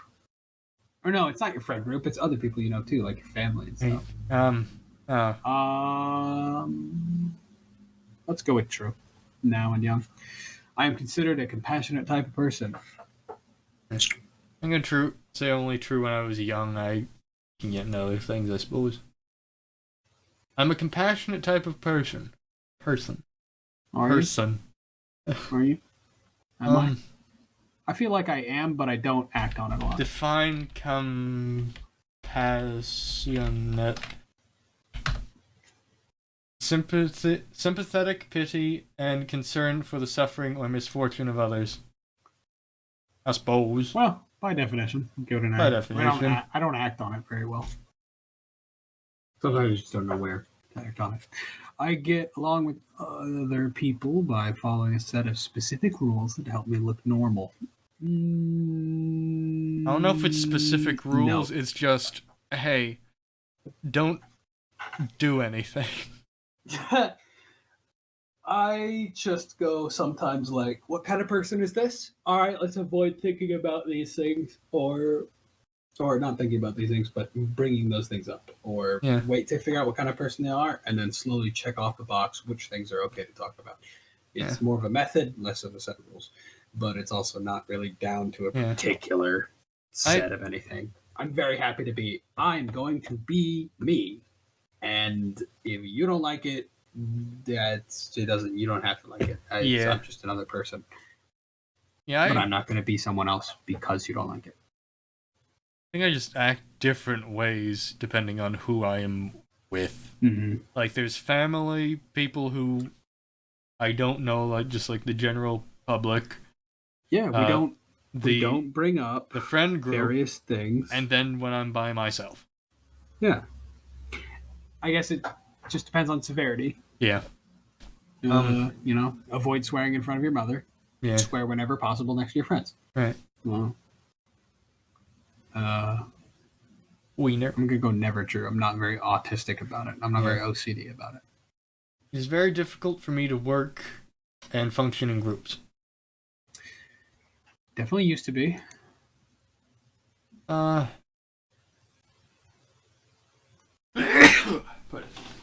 I don't think so. I definitely used to be. But that was, again, up to like 22 or even later. I don't think it was ever really a problem to work in groups.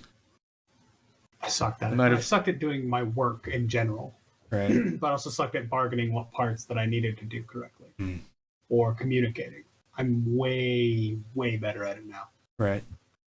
I don't know if it's good enough, but at what point do you say it's good enough? Yeah.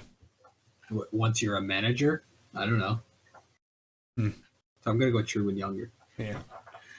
When I'm talking to someone, it is hard to change the subject. If the other person does so, I can get very upset and confused. No, never true. They derail all the time. Sometimes I'll go on. I mean, sometimes I have things I want to say, but the other person just keeps talking, and then the thing changes, and then I can't go back. Yeah. I actually went to like a brain training thing, and I learned how to go back. I guess I'll say yes, because I learned how to remember what the hell we talked about. I keep thinking back, and I'm like, oh, now I can't say that thing because that was 10 minutes ago, and... Yeah, and it happens. It happens. Yeah. And you can't say everything, because if you think conversation like a line, like a family tree, every branch off is somewhere else you can go, but you could have branched off somewhere else before. It goes somewhere new every time in a way. Save it for next time. Or force the conversation back around to it and then hit him with that. So you got to start steering the conversation back to where we started. Otherwise, you just get to go, hey, so remember when we were talking about... and then it's not as cool or as funny or as interesting. Yeah. Oh. Sometimes I have to cover my ears to block out painful noises, like vacuum cleaners or people talking too much or too loudly. I mean... I remember went to Oshkosh for the air show, and like a jet flew over and I covered my ears because it's a jet flying over. And my dad said, I thought it was funny when you covered your ears. Yeah, I thought it was funny that you don't have hearing damage already. Well, like if What's I don't... that, kid? It's too loud for you. Well, I used to weld without any protection for 20 years. I used to squint. I stared at the sun for 3 years, and now I'm fine. Yeah. So I don't know what to say. I mean, when like I don't have my earplugs in and they're using the chop saw, I'm going to cover my ears. I'm just going to go with, well, this also says people talking too much or too loudly. I'm just going to interpret this as it's distracting. Like normal noises and not like dangerous noises. It's not painful so much as it is distracting. Right. But it does say painful. But painful. I think it's a weird way to say. I think what makes more sense is something that's bothering you in your mind. Yeah, and it's mentally painful. It could be painful, yes, but mentally, Yeah, I don't cover my ears for that, but when it's a dangerous noise that will cause hearing problems, yes. I'm better at blocking out stuff because I just over-focus on other things, which helps me block stuff out, rather than ignoring it. But I am better at ignoring it. 58. Oh, we're getting there. Yeah. I can chat and make small talk with people. You can't. Not to people you don't know. Yeah. I'm going to say true only now because I couldn't. Yeah. I mean, I could, but small talk drove me up the wall. Yeah. Like, small talk is stupid. We can't just talk about nothing that's not important. Yeah. And I've learned to enjoy just general conversation. I try. Relaxing. But, like yesterday, there was a mother and her 2 kids in the barber shop. And I think the barber wanted to try small talk, but I couldn't with those people there. Chatty Matties. Anyway, sometimes things that should feel painful are not. For instance, when I hurt myself or burn my hand on the stove. This is starting to sound far more physical than mental. Yeah. I have more calluses, and I have a higher tolerance for pain. Yes. I mean, I feel pain. It's just I can deal with it. Sometimes I get cut and stuff, and I didn't realize it, but sometimes that's how you get cut. Yeah. Like, I got a friction cut, and I didn't notice. And it was a friction cut on a thin piece of metal, and it was just cut through me so smoothly, I had no idea. Oh, yeah. Because I was pulling on the metal, and it just slid through my hands. Yeah. I didn't notice until later. I noticed there was blood on the paper I was working on. Right. I was like, where the... Am I last bleeding year or somewhere? something. And I check. I'm bleeding. I always have, I have a wound every 2 weeks Yeah. somewhere on my hands at least. Oh, yeah. I know that. I did something stupid, cut it somewhere. Who knows? Yeah, that happens. All fingers are still attached, so I'm doing great. Yeah, that happens in like summer.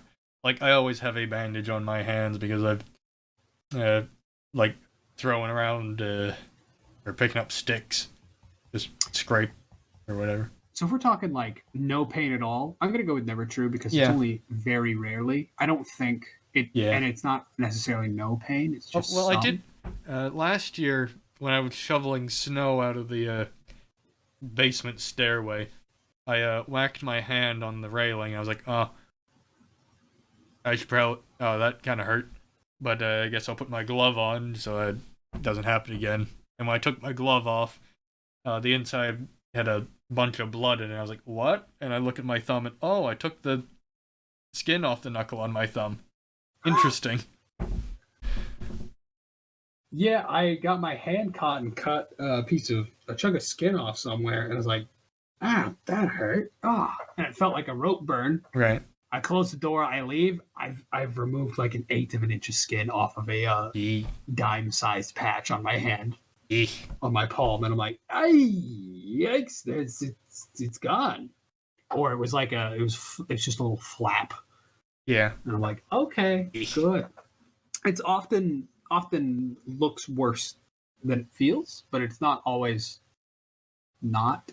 Like, it's not like it's no pain. Right. So I don't know where to. I'm gonna go with never true because I don't think it's that far out of ordinary. Yeah.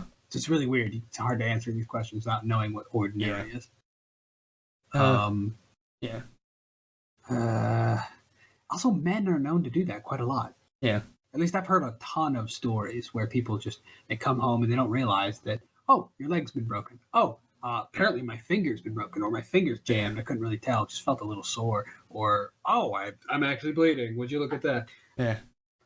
Or the one where the guy wakes up and he has a headache, really and turns out his wife shot him in his sleep. Yeah, I remember hearing that story. That's really funny. He's like, God, I have a splitting headache.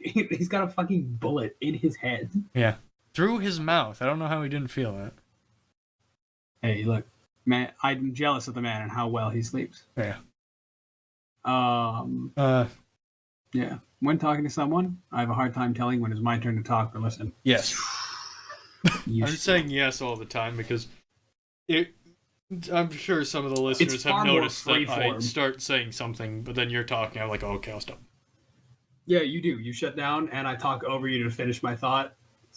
Then that you can continue, and I sometimes don't know when you're stopping and starting because you either shut down or don't. Right. And sometimes I back off, and then you keep going, and I try to back off and let you go, or I want to finish my idea so you can go. Right. And take it all. You can have the whole 4 because I'll be done with my thing. I'm definitely going to go with true only when younger because I think speech isn't as patterned as it needs to be. Right. Or it's not. It doesn't need to be as patterned as someone might think it does. I don't know how to explain that.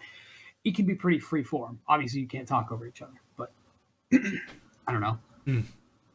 It's not like you talk, I talk, you talk, I talk. It's you talk, you keep talking. I throw a word or two in, then I talk, and then I say something, and conducting it like an orchestra. It's very not as orderly as people might think it needs to be or would expect. Yeah. It's not one dialogue, another dialogue, one dialogue, another dialogue. At least when you're measuring meaningful dialogue. Yeah. Yes, when 2 people talk, one person says something until the other person does. But that's only because of the rule of you both don't talk at the same time. That's just how that rule is. That's how it's always going to work. Is one person talks and then the other person talks. Yeah. if you have 5 people involved, that's going to continue that way. There just won't necessarily be a pattern of like Jim, John, and Jason, Jim, John, and Jason, Jim, John, and Jason in that order. Yeah. It goes wherever, it goes however. Whoever's conducting the information and whoever has something to say about it, I feel like it's organic. Yeah. You just don't talk when other people are talking, and you pitch in when you think you can. I think the most unique thing to know is that if someone is saying something with passion, you try to let them have the floor. Yeah. And it can be more difficult online because when you're in person, you can like put your hand out and do the German talk with your hand to indicate. Well, it's all those social cues of various things that you can see. Even if we suck at reading them, some of them is better than none. I'm not even looking at a face right now. Yeah. I'm considered a loner by those who know me best. True. For you? Yep. Am I a loner, Mark? All the time. Yep. Yay. I don't know why you wouldn't be. Yeah. Again, we're introverts. Everything else we've said so far. Yeah. Luckily, these questions are taking less time to speak because we've already talked about it. I usually speak in a normal tone. The fuck is a normal tone? I don't know what a normal tone is. I speak in a relaxed tone, so that's pretty normal. Most people are relaxed. Is this a normal tone? I don't know. Probably. Probably. Yeah. I guess if I kind of speak like this all the time, that's not very normal. No, it's not really normal. It sounds weird, like they're trying to be like a, thanks, I need to see your manager, or I am the manager. Actually, sweetie, well, no, I don't. I think I speak in a really relaxed, normal tone. But when I'm on stream, I kind of play up some things. Ham it up. You heard it here, folks. He's not a real person on stream. No, I just take me and I take me up a few notch. Yeah, I'm gonna go true now. I don't know if the normal. Well, you know what? I'm gonna go true only now, because we're quirky, weird kids, and I'm sure. Yeah. I'm sure there's plenty of times where I don't speak normal. Far more frequently. I don't remember how I spoke. I don't either. Quietly. I like to be exactly the same day after day. Even small changes in my routine upset me. Not really. I'm gonna go true with younger. I guess. No, wait. So here's a fun thing, then. I hate repetition. Yeah. I hate not being certain of what I'm doing, and I hate getting out of my routine. Right. Those are contradictory. Yeah. I hate leaving my routine, and I hate doing the same thing every day. Right. I think that just means I hate being alive. Yeah. Not sure. So, 4 days in a row, I come home, get into the shower, go to the kitchen, take 1 can of green beans, turn them into garlic buttered green beans, and I make 1 cheese quesadilla with pepperoni in it. In the microwave, of course, like an excellent connoisseur of food that I am. I ate that 4 days in a row, that exact meal. It's delicious. I still love it. I'm willing to eat it today. However, thinking about doing that, going home and like, well, you're gonna eat green beans and do that, and it's the same fucking thing. It makes me depressed and weird and upsets me. So, yes. For 3 days a week, I wake up at about 8:30, lay in bed for half an hour, go, I need to get up, otherwise I'm going to be late for work. Slide out the bed, go down, eat breakfast. I don't really know what I'm eating a lot of the days before I get down there. Usually, for the past 3 days, it's been a toaster waffle with peanut butter. Then I go to work, sit down, wait for an hour before I start listening to my music, because my boss could come in and say I need something, and I want to be awake for that. And I also like to do one practice restraint of, I don't need my music for an hour. I just sit and do the work. Then I wait until about 1 o'clock, and then I eat the exact same protein bar, Builder. There's like Builder bars or something. It's a protein bar for lunch at about 1 o'clock, because at 4, then I go home, sit downstairs for a little bit so my father doesn't say, "Oh, I never see you anymore." And then I come up to my room until about 9. I lied, 11. And then I go to bed. At 3.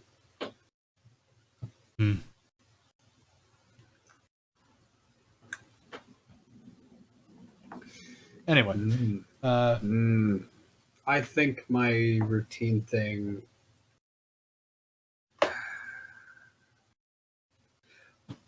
A routine has always been best for my mental behavior and stuff, but it feels like it's not something I can control. It doesn't feel like it's a conscious mental behavior that it upsets. I don't consciously feel upset because I didn't go to bed at the same time 4 days in a row, but I do feel groggy, tired, and irritable. I go to bed at the same time 4 days in a row. I don't feel nearly as bad. But it's not consciously. When I know I have to go to bed at the exact same time 4 days in a row, it irritates me consciously. Right. So I'm going to go with true now. Same thing happened as a kid, as a newborn even. My parents forced me onto a sleep schedule, and I became a much more delightful child. I'm going to say when I was younger, because... maybe now. I don't know. How to make friends and socialize is a mystery to me. Wow, true now and when I was young. I'm only going to do when I'm younger, because once I started asking that question, I had no idea. Yeah. Right now, I say, you make friends if you jive together. And I'm just going to keep jiving. And if they're jiving with it, then we both going to jive. Jive. I like to jive.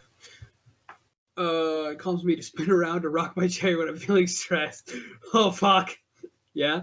Do you know how many times I've talked to you guys and I'm just kind of like rolling back and forth? Or just, I don't know. Yeah. I've tapped my foot while I was at work, just talking to somebody, staring them dead in the eye, just ignoring it, but I keep shaking my foot. Yeah. I guess. Yeah, I tap my foot. I always tap my foot or whatever. Bounce my knee. The phrase "he wears his heart on his shirt" does not make sense to me.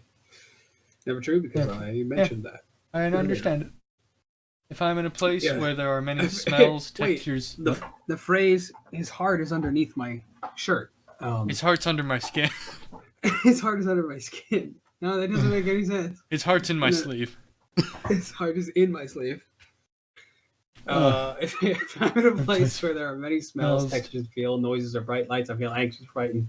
Oh, it's so animalistic sounding. Yes. Yeah. Yes. I mean, when there's a lot of noises and people and stuff, I can't relate to the smells.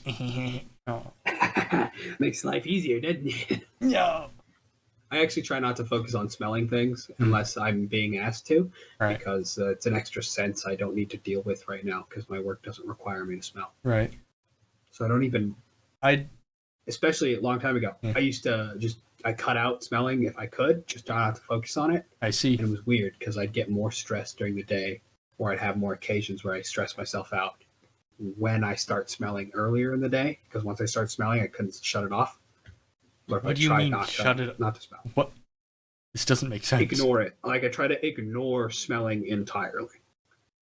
I don't use it. I breathe through my mouth. I try not to focus on it. I try not to think about how anything smells. I don't care. I don't need to know how it smells. Everything here has been pre-cooked in a freezer. I don't need to know. It's fine. It all smells fine. Right. I don't know what it smells like. It doesn't need to smell like anything. Right. Unless someone asks me and say, how does it smell? And then I smell it and I go, oh, smells. And now I'm thinking about smells. And now I can't stop the idea of smell. I could only keep it from starting ever since I had gone to sleep. I see.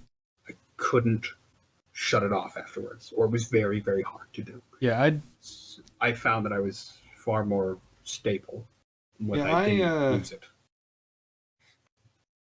Yeah, I don't have Very I don't weird, have not that normal. smell. So Yeah, you don't have that problem. yeah. But I also don't know when it's like, is this milk good? I guess I'll take a sippy. Oh, chunks. Oh, that's the wrong texture. Oh, that was furry. Why? Oh, it's very sour. Yak milk. I can tell when someone says one thing but means something else. True only now, because I've gotten way better at that. Yeah. Yes. I like to be myself as much as I can. Hell yeah! Yeah. Always. I used to not when I was young, though, because I tried to get people to like me, but I wasn't overboard. It was just anxiety-ridden and shut down. Yeah, I didn't... I think I only hung out with, like, the people at recess I did because I didn't know I could just not do that. I was at the lecture. Because I remember in, like, 4th grade or whatever, like, they always played basketball at the little basketball court they had.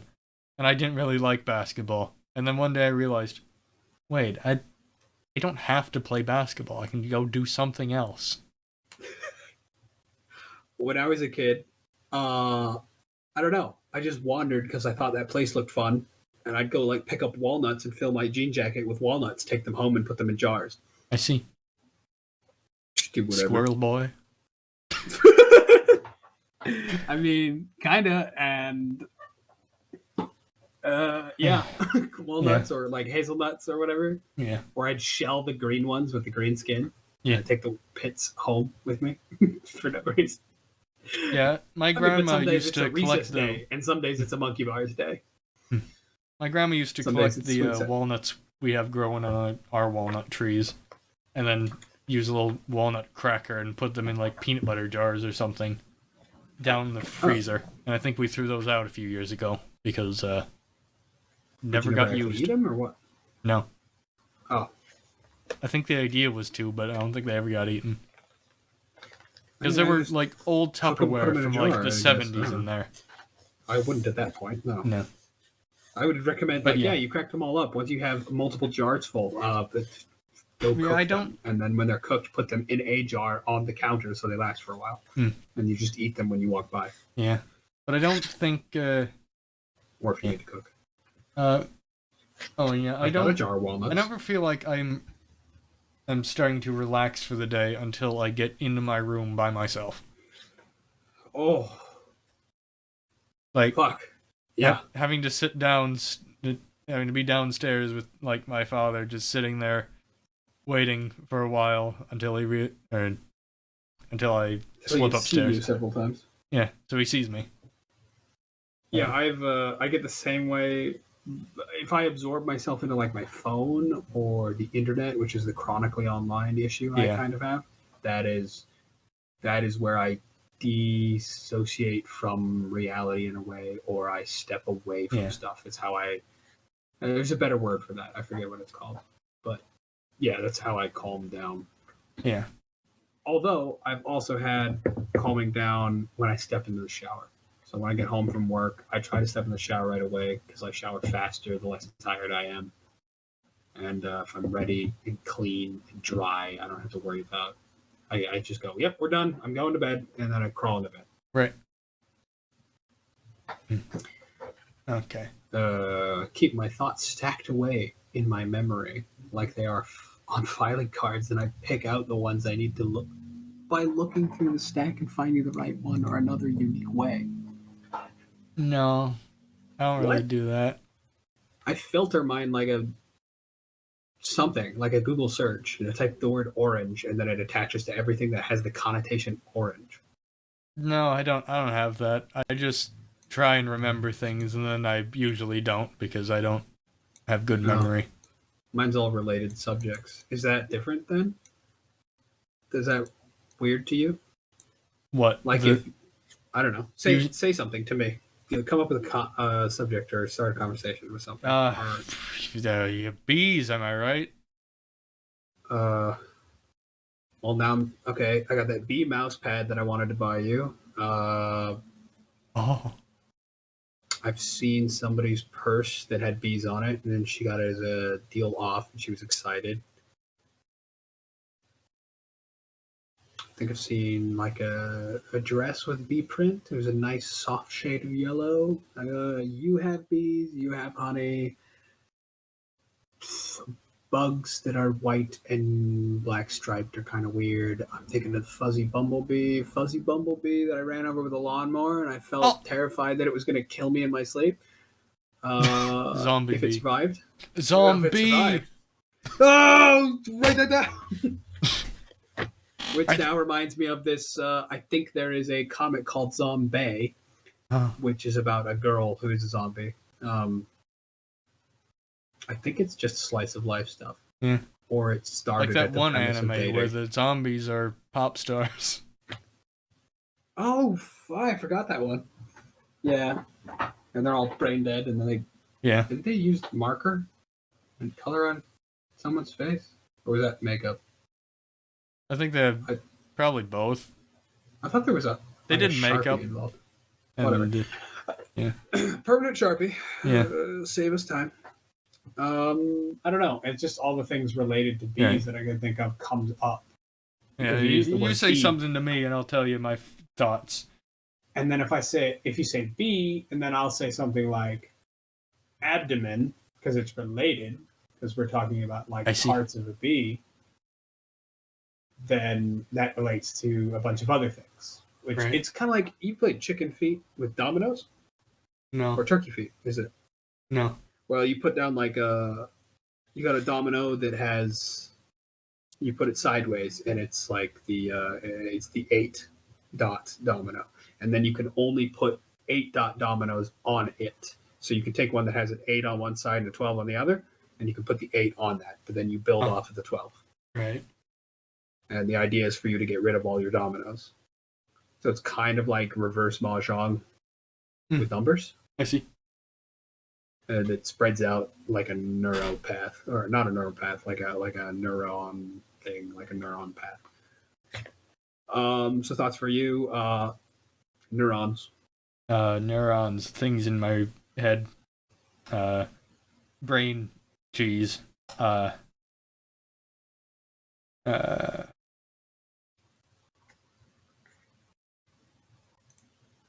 Jimmy Neutron. I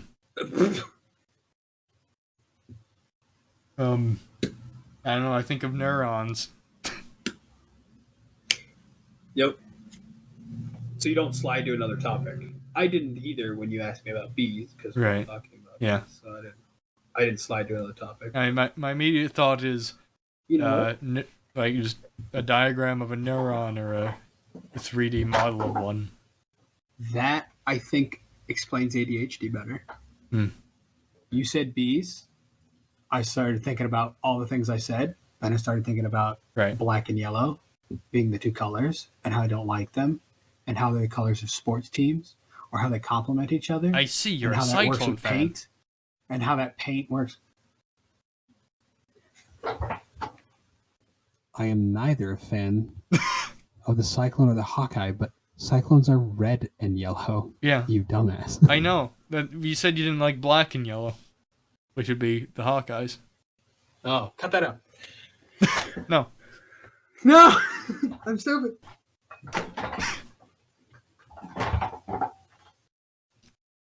I just said they were of sports teams. Did I say they were sports teams I don't like? Did I say sports teams? You said you didn't like them and that sports teams use them. Yes. Anyway, you have ADHD. Yeah. So maybe it's the jumping of topics. Yeah. I think I also have ADHD. I've got it worse, I promise. Oh, yeah, you'd have it worse. I know. Give me the crown. Give me the crown. No. No, it's expensive. Okay. You'll break it. No. You'll eat it. Give me the Burger King crown. Nah. I want the cardboard crown. Look, you can eat Burger King. I can't eat Burger King anymore. I have to keep my Burger King crown. That's why I get the crown. I can eat the burger. There's burgers for kings. You can't have it. You're not a king. This number 71. The same Short sound. stack peasant. You just call me a short stack? That was more of a compliment than it was meant to be. Anyway, 71. The same sounds sometimes seem very loud or very soft, even though I know it has not changed. No, unless that beeping on the forklift is doing that. Right. Because I think it gets louder. I mean, you can some other things. You block out sounds that keep going in your mind. It's not as noticeable though, I guess, like this. I don't know. I'm going to say never true for that. So is that a weird way for me to file my memories? Or no? I don't think it is. I think I just drift. Right. I don't have a mind palace. Yeah, I don't. I mean, I pull up words and related words like a word search, and the most crazy I get is pulling up multiple words at once and trying to shove them together, kind of like a artist's paint mixing thing. Right? I forget what it's called, but you'll like the paint board. You might put multiple colors together. I kind of do it. I do it the same way in Minecraft. When I want to build something, I'll put down like 10 different blocks, and I'm like, this is my color palette. And I put down a bunch of shit, and I go, what am I seeing? What am I feeling? What is this creating for me? I'm getting these kinds of vibes, and then I start making smaller structures out of them and combining them together and go, okay, getting another vibe, getting a stronger vibe. Okay, and then I start making a section, like this is what doorways look like. This is how we'll do the windows. This is how we do this. And then you start to organically build it. And then you have to decide how much you want to follow that rule or slide or come up with ways to make that rule adjustable. I think my way of remembering things is more like you have a like a bucket of, I suppose it's not memory. A bucket of sand and things in the sand, and then you shake it up and look for the things you want. Like, yes, these are like look for red things for whatever subject, and there's one. Maybe this is just asking you if you like visualize it differently in your head. Oh, probably. I don't really visualize anything. I just try and remember. Yeah, it just feels like a amorphous cloud of nothing. Yeah. It's just there or it's not. I'll go with never true. I haven't. Yeah. I enjoy spending time eating and talking with my family and friends. Yes? Yeah. Yeah. Yeah. I can't tolerate things. Yeah. No, yeah. I might prefer to talk to my friends and my family, but I still enjoy it. Yeah. And that's still friends and family. Go on. I can't tolerate things I dislike, like smells, textures, sounds, or colors. You dislike smells? You have a vendetta against them because you can't? I mean, I've smelled... Do you hate smells? Do you hate it when people say, I can smell this? Do you hate it when people say, wow, this smells so good? Yeah. You take it's like, here, have a smell of this. Yeah, I can't do that. Well, that's when they're asking you. But when someone walks in the room and go, oh, it smells great in here. Do you just get pissed? I don't know. I don't notice it. Do you cry? Too often. Well, when someone says it. I go like, oh. Oh, I'm missing out. Ow, fucking my finger. I can't tolerate things you dislike. I don't know. I mean, it depends. There's a thing, like, I dislike that, I dislike the, whatever, like, I got that music. Markiplier mentality. Like, if there's music I don't like, I'd rather not hear it, I guess. Sometimes I got that. Actually, well, yeah, there are some songs that I really fucking can't take. Yeah. But it's not so much smells, textures, or sounds so much as it is. I mean, if it's a food, if it's a food and it has bad texture, like any whipped topping, I can't deal with that. Smells, not always. Sometimes there's particular things. Colors, no. Sounds. True, only when I was younger than 16, words I guess. And phrases and bigger things, yes. I don't think it's the case for smaller things. You know, sounds and colors, no. Color palettes, yes. Music to some genres, yes, but I think that's fairly normal. Like when I start to hear "All I Want for Christmas Is You," I intentionally walk away, find my earbuds. Was I having a lovely conversation with the person next to me? Yeah, we're done now because there's a shitty song and I need to plug my ears. Right. I have done that. It's usually with family, but I guess I do it with a stranger too. I'm gonna go with never true. I think. I think I'm pretty normal on that. Textures do jump out, but I'm gonna go never true. I don't like to be hugged or held. Wrong. Bro, I don't know. Only when I'm angry do I sometimes not want to be held. Where's the I'm busy being angry. Where's the I haven't? Oh no. That's it. That's it. You're getting a hug. Mark, remember last night? You go for a hug, I will twist your nip. That's right. You did that. Look, it's cause and effect. I'm sorry. If you do one thing, you're gonna get a result. And as Markiplier, I will attempt to face that threat. And I don't know where he's going with that. Something about him liking his nipples twisted. I don't know. It's gonna encourage you, isn't it? He doesn't like pain. He wants to fight adversity. This is a challenge. I need to try and hug you, even though you're gonna twist my nips. It'll be the best hug you've had, even though I won't be able to have any new blood in my nip for the next minute. Oh, you imply you're gonna have it. I'm taking it off. I'm taking it right now. It could be a keychain. Don't like it. Yeah, never true. I like hugs. When I go somewhere, I have to follow a familiar route, or I can get very confused and upset. I mean, I get confused.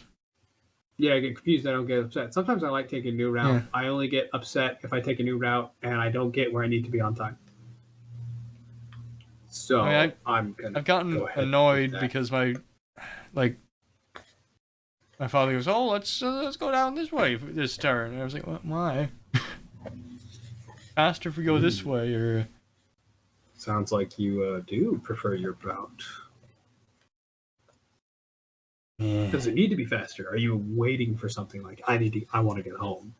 I feel like if you're not waiting for something to get home, you have no reason to want a more efficient route, which means if you're offering a secondary route for no reason and that bothers you, then you have no logical reasoning to avoid it.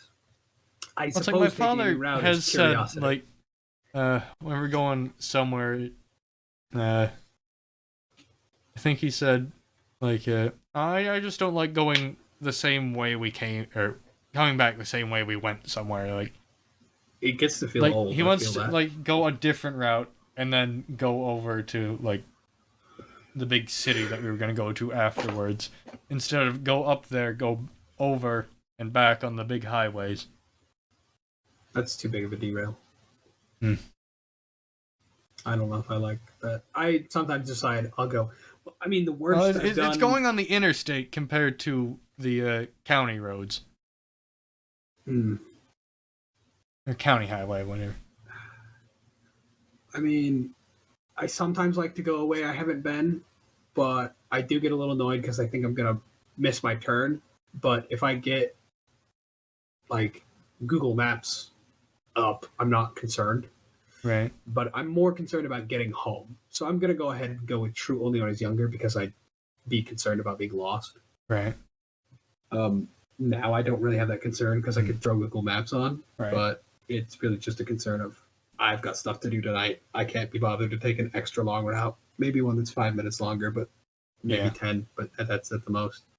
I did on a weekend derail because I had nowhere to be and I didn't really care. So I just drove a direction looking for a shortcut, not doing it with a map because it's far more interesting to do it in person than it is with a map. Right. So, yeah.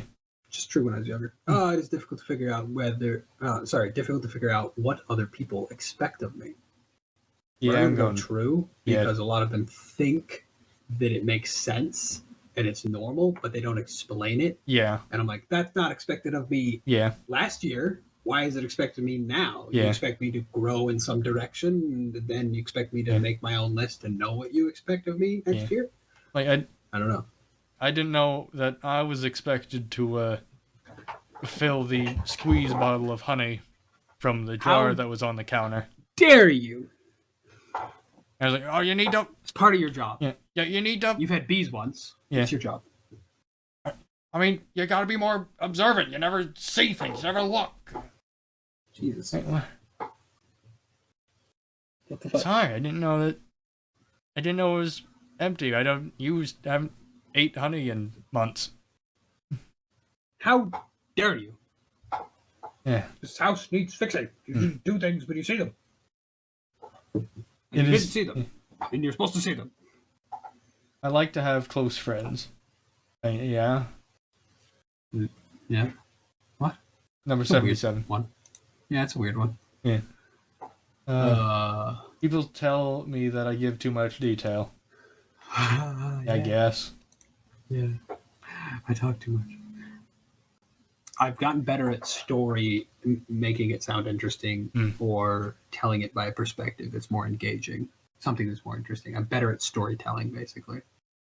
Otherwise, it used to be more boring. I'm often told that I ask embarrassing questions. No. Yeah. I don't know if you get told that. Tend to point out other people's mistakes. Yeah, I think I do that. Not that I intend to. Yeah. I think I do it with some class, and I wait till they make multiple mistakes. But unless it really upsets me, I feel the need to do it. All right. Check it out. We're normal, and we're just failures. Let's go. Oh. So that's just me prepping myself. Oh boy. What is the Total. I don't know how to read this. What's your total? 113. 124. Is that bad? I'm more autistic than you. Oh, higher is bad? Higher is more, so. Oh. Well, if you scroll down, what do my scores mean? 25, you are not autistic. 50, some autistic traits, but likely not autistic. Yet some autistic people score as low as 44. Canadian said he got a 25. That's literally like the worst score you can get, though. Yeah, what did he say? Did he just not answer any questions? I don't know. He scored 25. How did he score 20? It's Canadian. Not to offend you, Canadian, if you're watching this. I know you ain't, but... No, to offend you, Canadian. To offend you? What do you mean? Do think that, what do you mean, 25? I think that does speak to his... He's an he took extrovert. the test wrong. Yeah. And if you took the test wrong, that's a little bit of autism right there. 65, the minimum score at which autism is considered. 90, stronger indication of autism, although non-autistic may score as high. 30, this mean score of autistic people, strong evidence for autism. Oh, the higher the more autistic. Yeah. 160, very strong evidence for autism. 227, the maximum score autistic people acquired in whatever paper that was. 240, the maximum possible score. Basically, 227 or higher. Go see a doctor because you've got it. Yeah. 160, you might have it. Yeah. 130. No, 160, you probably have it. 130, you might. Yeah. Or at least you've got a bit of autism. Yeah. As they say. 90, it's likely you have it. 60, maybe. Or 65 is maybe. Well, so, you know how it is. The younger you are, the more autistic you're going to be. So, every year we go back, we probably have been worse. Yeah. Oh, so some autistic traits, but not likely autistic. Yet some autistic people score as low as 44. Yeah. Okay, so one Canadian silly. Yeah. We knew that. I'm going to send him the 124. score system. And what was yours? 113? Yep. Okay. So I'm more autistic than you due to this test. We're weird enough. Yeah. We're just quirky. I've gotten much better. Yeah. I mean, it's weird to think about how are you naturally versus how have you come to cope and handle that. Right. Because I think we might be getting the same amount of autistic people every generation, but the adults were forced to handle it a certain way, or dying, or whatever. But I guess you learn to handle it some way and then do it right or don't. And perhaps that's where some of the weirder, older people, and I don't just mean you're weird and quirky, I mean you've come to be an angry, hating person, but it's how you get everything done. It's just a theory that like really weird, socially odd outliers are just, for old people, are just autistic. And that's how they cope. That's how they've handled it. The police are coming for me. Yep. You're too autistic, Mark. No, they're taking me away. Oh, that's an ambulance. That makes more sense. Yeah. I don't know. That's my idea. Because, like, I've seen some old ladies say some really weird ass things to me and have really weird daily activities and get really pissy when they don't have it the exact same way every day. And I'm like, that's autistic as hell. Well, it's like the thing You've where just you're survived with spite and anger, and you're now and high standards that you put upon yourself. You now somehow survived wherever somewhere else maybe had lower standards, and or it's like only the in certain ways where you do better in certain jobs. Like the one. And once you gain enough experience, you're comparable. It's like the one post I saw that was older generation. Everyone else be like. All you young people thinking you have autism. It can't be that big of a pervasive thing. We didn't have it when I was there. Okay, so you're telling me that John from accounting or whatever, who knows the birthday of every single person in the office and knows every single bus route in the city, and throws a hissy fit whenever his food's been moved in the fridge, and will not do work for an hour after that's been done, isn't autistic. Yeah. But that's his only flaws that you know of. Yeah. It's not a big deal. He's a pretty nice guy. Yeah. Yeah, that's cool. And he does a good job at his work, but he's definitely autistic. Yeah. How autistic and for what things? Different question. But I think I heard something. Oh, he's a strange individual. Yeah, he's strange. He's neurally divergent. He's odd. So, from what this Not says, that you need medication for autism. We have strong indication of autism, but are also kind of close to the mean score for autistic people.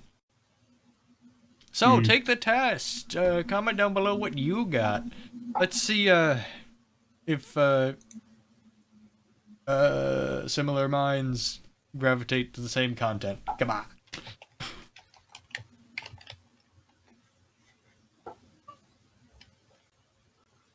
Okay. Well, now we go bully Canadian. Yeah, now we go. Well, you might go bully Canadian. I gotta go downstairs and see what I gotta do today. So that I see. Yes. I seen you today, son. I haven't seen you. What's going on? Anyway, thank you all for watching. This is most likely going to be the. Is this the second goodbye? No, we haven't even done the first goodbye. Oh, well, we can't leave yet. Yeah. What? What? Huh? Huh? Pourquoi? What? Okay. Well, thank you all for watching. Oh, my RAADS. Wait. What? What do you mean it already exists? Did I take this test already? I don't know. Did you? I couldn't save this file because I have another one saved the same way. Interesting. But anyway, thank you all for watching. this is probably going to be the last episode that we pre-record for Forever. the stock. Unless I get really lazy in editing and we decide to do another one. Nothing wrong with having more. What? Nothing wrong with having more. Yeah. But it's so... I think this is the longest stock episode. Oh, because yeah. we started recording at like 12-something, and it is 4:15. Woo! But thank you for watching. And like, comment, subscribe. Share this... share this with your friends. And